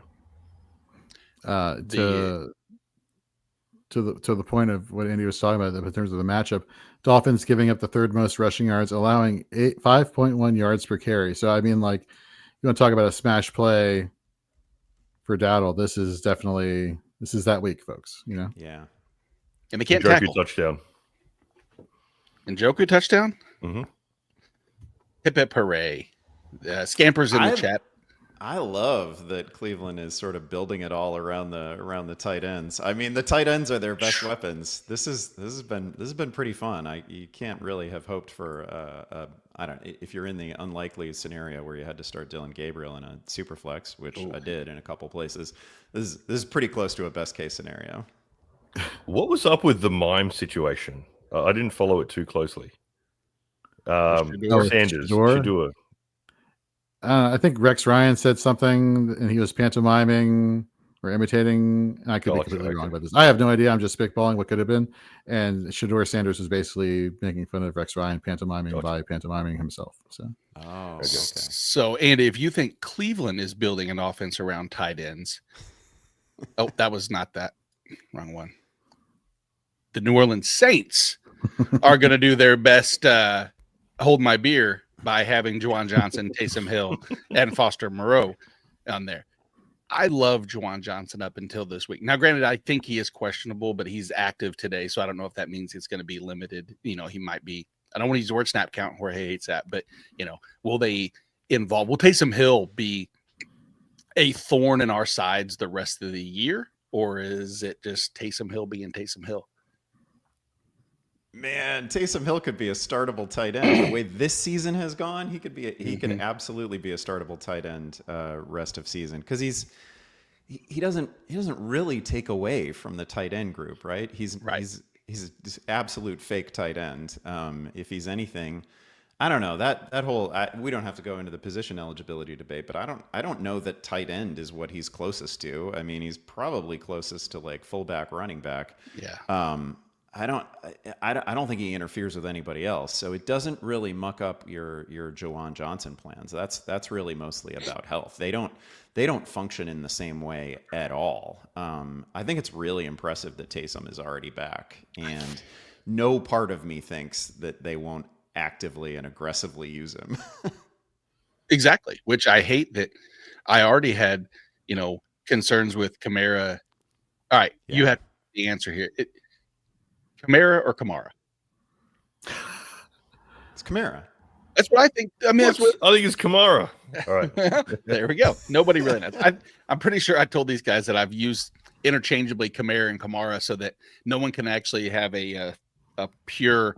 I've said it wrong the whole time. I'll always have a bounce off option. Yeah, that's Hedge the my bets. classic. That's the classic fantasy experts. I'm going to tell you both things so I can come back and say I was definitely right. Yeah, Exactly. I've learned Focus from on the the best. positive. Be positive. Exactly. Taysom Hill, man, like a thief in the night. I think he's the Grinch for the Saints over there. He's going to steal rushing yards from Kamara, receiving from Johnson and Olave. I think he's just going to take a little bit here or there. So I'm a little bit concerned about Taysom Hill taking away opportunities from others. I mean, you just know they would love to get him a rushing score in his first game back. They absolutely will, and he can throw the ball. Yeah. That's really the thing, is that he detracts from the running backs more than he does from the tight ends ultimately. Agree. So now, in that same game, so we're looking at New Orleans at home against the Giants. On the New York side, guys, obviously with Malik Neighbors' injury, we talked earlier briefly about the Wandale versus Darius Slayton conversation. What we didn't talk about in this matchup is there where there's fire or where there's smoke, is there fire? If Alvin Kamara is traded, and I know that I hate doing these trade scenario situations, but Jorge, you're really high on Kendre Miller. Just how high of a value does Kendre Miller hold, Andy, in on a bad offense? I mean, does he fill into a 1B of what Alvin Kamara was? Yeah, especially in a season where they're not throwing to Kamara in the way that you want them to. I think Kendre Miller can be 85% of, certainly what we've gotten out of Alvin Kamara. I mean, the rushing touchdown a week ago, that was a great play. That was, anytime you hear an NFL analyst talk about like contact balance, that's what that means. That's what that was. Like that was a great play, and him being able to finish that run, get into the end zone was really impressive. Kamara is also the most obvious trade chip in the league, and it would be just gross negligence if they don't deal him. If they allow, I was writing about this week actually, like if they allow the Tyreek Hill scenario to play out with Alvin Kamara, and Kamara gets hurt, and now we can't deal him before the deadline, that's just stupid.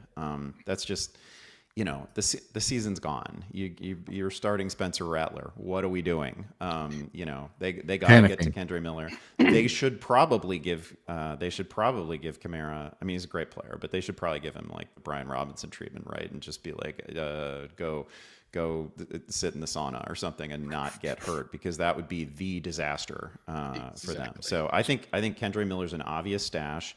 I don't think he's a do-it-all guy. I don't think he's as good as Alvin Kamara, but I mean, I think he's somebody who could fall into 20 touches, which in any offense, that's just fine.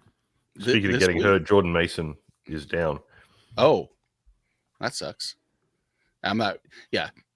Horrible job by me not paying attention to any of the game going on, so I have to look completely surprised, blindsided when anything happens and whatnot. But this might be, in reality, one of the bigger waiver wire weeks that, looking back on a season, when you think that there was an opportunity that someone picked up, granted it's kind of gross, Michael Carter, Mari DiMercato, we know that whole situation, but there is an opportunity there. Rico Dowdle, there's the opportunity there. In shallower leagues, people that maybe had Rashad White available, which is, or not likely, but it happens in those. And then Kendre Miller. I don't know if I can recall a week where there could be as much startable options that were on the waiver wire going forward. But if those were available in that of those guys right there, would you have prioritized Dowdle one? Would you have put, I guess, take Rashad White out of that equation, just because I think he's the clear. I'll just say that it comes down to like what my immediate situation was, right? If I'm a 1-3 team, I pretty much only care about this week. I'm not stashing any. I'm not. I think Kendre Miller is the stash. I think from that group, Kendre Miller is the guy that I'd. Because I think Trey Benson comes back. It's probably going to be a month, but I think he comes back and he's I think he's better than those guys, Mhm. as long as he's healthy. I think, Chuba Hubbard comes back and makes it a pretty murky situation. Chuba probably comes back as the number one. But, I mean, Kamara's got to get dealt. When he gets dealt, preferably to your Chiefs. Hey, Then come on.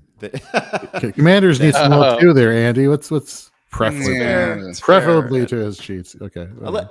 Also part of me, like, I can't believe the Chiefs put themselves in this situation where they're, relying on the ghost of Kareem Hunt again. That's crazy. It was their job to know whether Isaiah Pacheco was ready to be Isaiah Pacheco again. Anyway, I think Miller is the best stash from that group, but not everyone can afford a lottery ticket right now, right? Like if you're 1-3, certainly if you're 0-4, you just absolutely have to win week 5. Yeah, it really is. It's I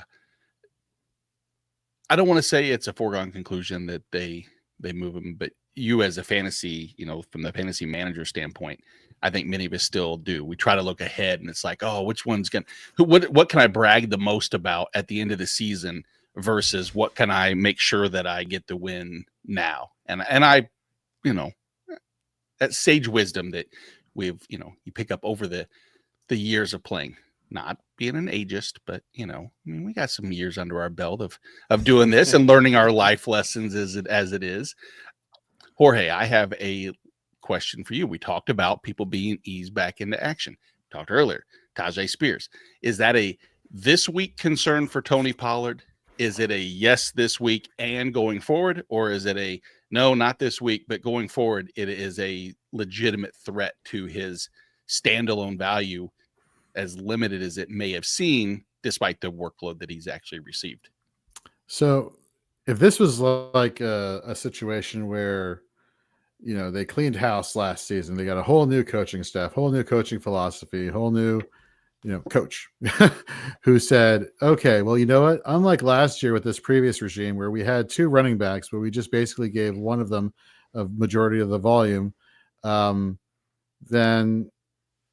I would be concerned. But this is the same situation here. I believe Tony Pollard is still going to be the main guy going forward.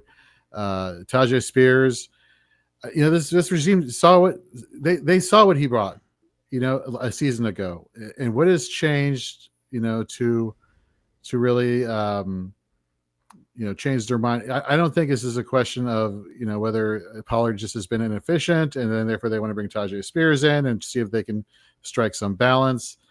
I still believe that what they saw last year was enough for them to say, okay, we have the depth that we need. We'll sprinkle them in on passing down situations, which may not be a good thing given how badly the passing game is for the Tennessee Titans. So I'm still team Pollard. I think the volume's still going to be there for him going forward, although I'm definitely open up for debate there. Andy, what are your thoughts here? I mean, I think Pollard looks good. I don't think that's a problem. But if you want to talk about an offense where just everybody is facing fierce headwinds right now, it is Tennessee. I mean, it's a go nowhere passing game, right? And I don't put that all on Cam Ward, because I think Cam Ward has, I thought his first game was fine. I thought he was hitting receivers in the hands, and they weren't bringing the ball in often enough to help him. Calvin Ridley has been sabotaging games. I think he's been terrible. I think Chig has been pretty terrible. I'm not impressed by much of anything that I've seen from Tennessee.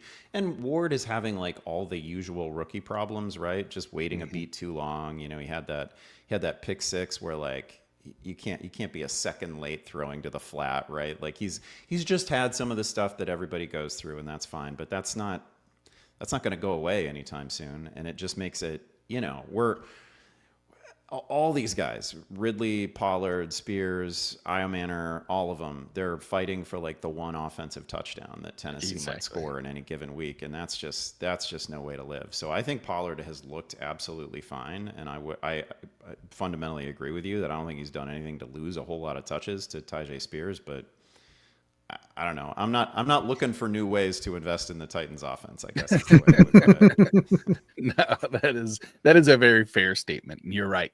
The Cam Ward experience to start off, I think, as many may want to, be the pessimist, I want to be the optimist and say, hey, you're throwing them out there against, the Broncos on the road, the Rams on their pass rush, the Colts who have surprised everybody.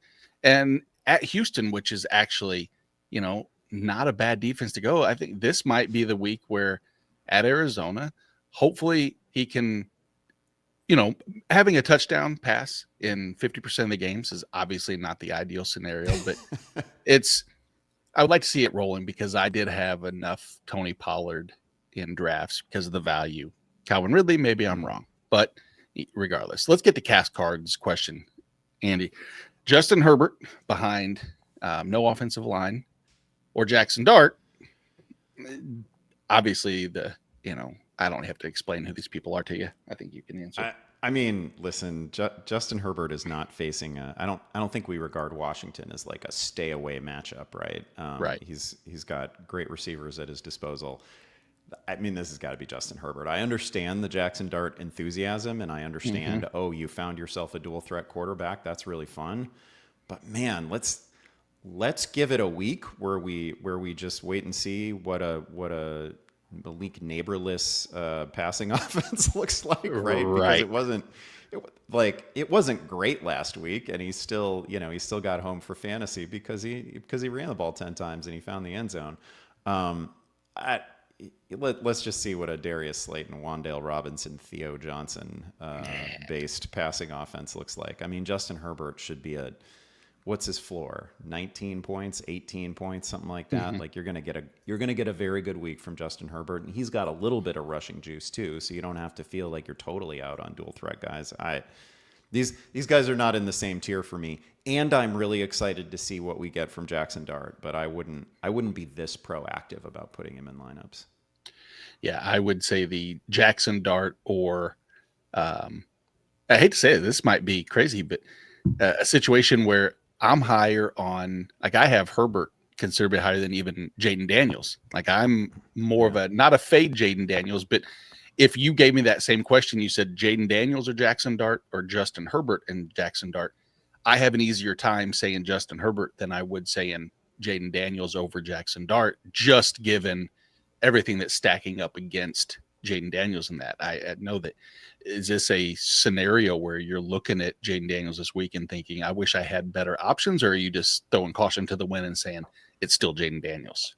Yeah, well, I think he's still in a knee brace, right? So we have to. I know his instinct is going to be, run when there's some pressure, but they can't. There's no way they're going to have a lot of designed rushing opportunities for him. That's not going to be there. So I definitely think we get more rushing contributions out of Jackson Dart. Now, I think Jaden Daniels is one of the best and most accurate passers in the league. So there's a chasm between those two as passers right now.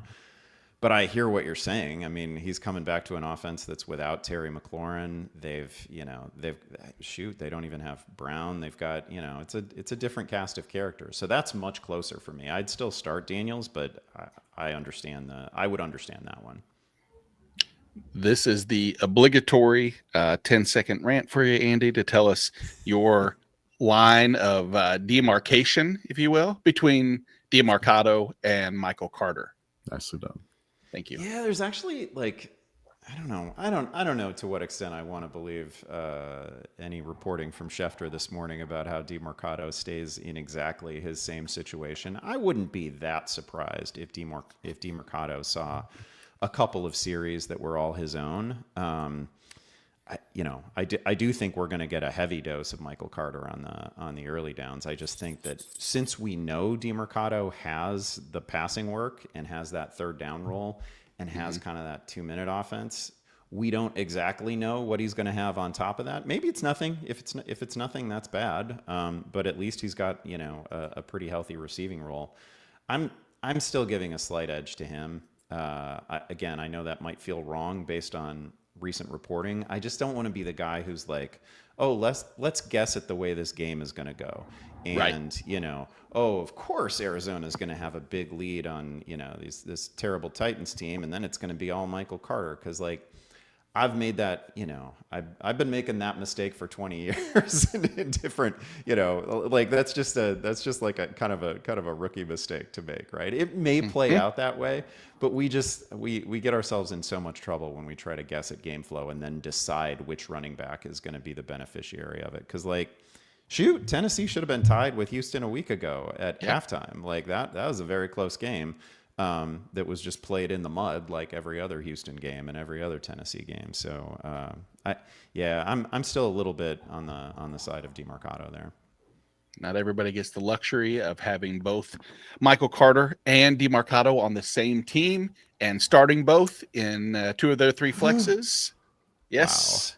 Wow. Well, when it's what the league I'm talking about, 14-team league, 3 flex plays, you don't have many better options. But can't wait to see how that unfolds. The best part is even the scoring system on the particular app that we use has both at about 10 points, because I think they even hedge their rankings as we all like to do. When we don't know the answer, we just put them stackable by each other. So right next to each other. Right like next. 28 and 29. Yeah. Yep. One's going to be right. And you hope that's the way it works out. That's little lessons from us to you on the Fantasy Pros ECR scoring. If you want to really rank high up there, that's how you don't do it, by the way. I think this is the DeMarcado Carter situation. It's like, I don't know, this is going back a while. You remember Jeremy Langford and Jordan Howard? Who's going to be the 1 and 2? Yeah. This is going back like 9 years ago or something, and both were disappointing. I think we're going to have the same thing. So who's the 1, who's the 2? Don't care. Move on. Next. And then by the time we sort it out, Trey Benson's coming back. Correct. Right? Yeah. Exactly. And as we've alluded to, there's many of the times we get enamored in wanting to catch lightning in a bottle, and you hope you hit the right one. For the vast majority of us, everything that we did for a week leading up to this was completely eradicated when Rico Dowdle's name was even sprinkled into the conversation. And everybody that got so, genius hit brain is like, oh, I could have, should have, would have done that. Yep. We talked earlier, and Andy, as we will lead with couple of minutes left, the Brashad Smith, we've talked about that, another name of the running back room. Dave agrees it's kind of a team that maybe a running back room you don't want a part of. Alvin Kamara could potentially be in the move there, but I mean, don't put that bad juju out there. I didn't. No. That was Andy that said. I'm just saying. Eat your words. I'm just repeating what I got too much Kamara stock to worry about him going to the Panthers. No, you want him going to the Chiefs. Yeah. Commanders. No. I thought we established this earlier. I don't understand. Oh, yeah, that's right. Yeah. Is Brashad Smith. So here's the narrative that I had built up that I see working out. He gets 2 extra touches this week, which is a 10% bump from last week. And everybody uses that number and they go, wow, look at this, a 25% increase. And each week subsequently, it's going to do the same. And eventually by week 8 or 9 is when people expect him to break out. Is it a stashable person that you're recommending right now, or is it just another name in the mix? Oh my gosh, I can totally see that. It's like they're going to throw the ball less this week, and he's going to see the same number of targets, and we'll be like, "Look at the target share! Correct. It's skyrocketing, 17%." Yeah, that's definitely in play. No, I think he's a reasonable stash, and like what you're hoping for, of course, is the Jerick McKinnon outcome, right? Or like Jerick McKinnon light, because I don't think there's a scenario where he is seeing 15, 18 touches a game. You're just hoping it's 10 touches, 8 touches, and they're the right kind, and maybe they're near the goal line. And like we saw this, like as soon as the Chiefs starters took the field in the preseason, they were trying to get him involved as a receiver. Mm-hmm. So sometimes not even just out of the backfield. Like they like him, and Mahomes was kind of gassing him up a little bit this week too. So I think that's very real. I'm so locked in on Kamara to the Chiefs that I can't really imagine another scenario for him. It'd be a nightmare if he went to the Commanders, because the Commanders would just make him like a four down committee. Yeah. Absolutely. Rotate. Each one gets he'd get the ceremonial start that Austin Eckler was getting, and then come out after 2 series. Yeah. Exactly. So in the chat, Cass wants to know, would Benson be worth buying low right now? And I would say yes. I would like to hear what you guys would say, if available, of course. Andy, Go ahead, Andy. Whoever. Andy, go ahead. Well, I mean, I think he's one of those guys. This is again one of those situations. If you're a 3-1 fantasy manager, you're 4-0 fantasy manager. Just it's okay to think long term about what might work out at the end of the season. He should be he should be available very cheap, right? Like this shouldn't be, if you can just trade anybody that the other person is going to have to, just a flex. This shouldn't cost you anything, I guess is what I want to convey. This shouldn't be like, nobody better than Jerry Jeudy should be traded for Trey Benson since he's going to miss a bunch of weeks. That is and here is his playoff schedule. If you make the trade and he gets in, week 15 at Houston, 16's against Atlanta, 17's at Cincinnati. Matchups that I would say are viable, that especially if you can get somebody that if you have an IR spot, it would make it even better. I think if you have an IR spot, it's probably harder to trade for that person. If you're in a league that doesn't have an IR, he's a roster clogger, probably easier as long as you have the depth. But yeah, it's a great question, Cass. I like that. Dave, any final pieces of any of the games that you're just dying to find us, trying to see how they unfold, snaps, etc.? I'm interested in seeing tonight how Diggs goes. I feel like him and I mentioned it earlier, him and May finally are on the same spot. Do we see the Diggs that was explosive, one of the most elite receivers in the league? I don't think he's going to be that level, but 100+ yards last week. That's the guy that I'm focused on this week. I want to see if he's going to rise up to the occasion. Jorge is yeah. So I'm very interested in this Denver backfield. We saw last week J.K. Dobbins 36 to R.J. Harvey's 33.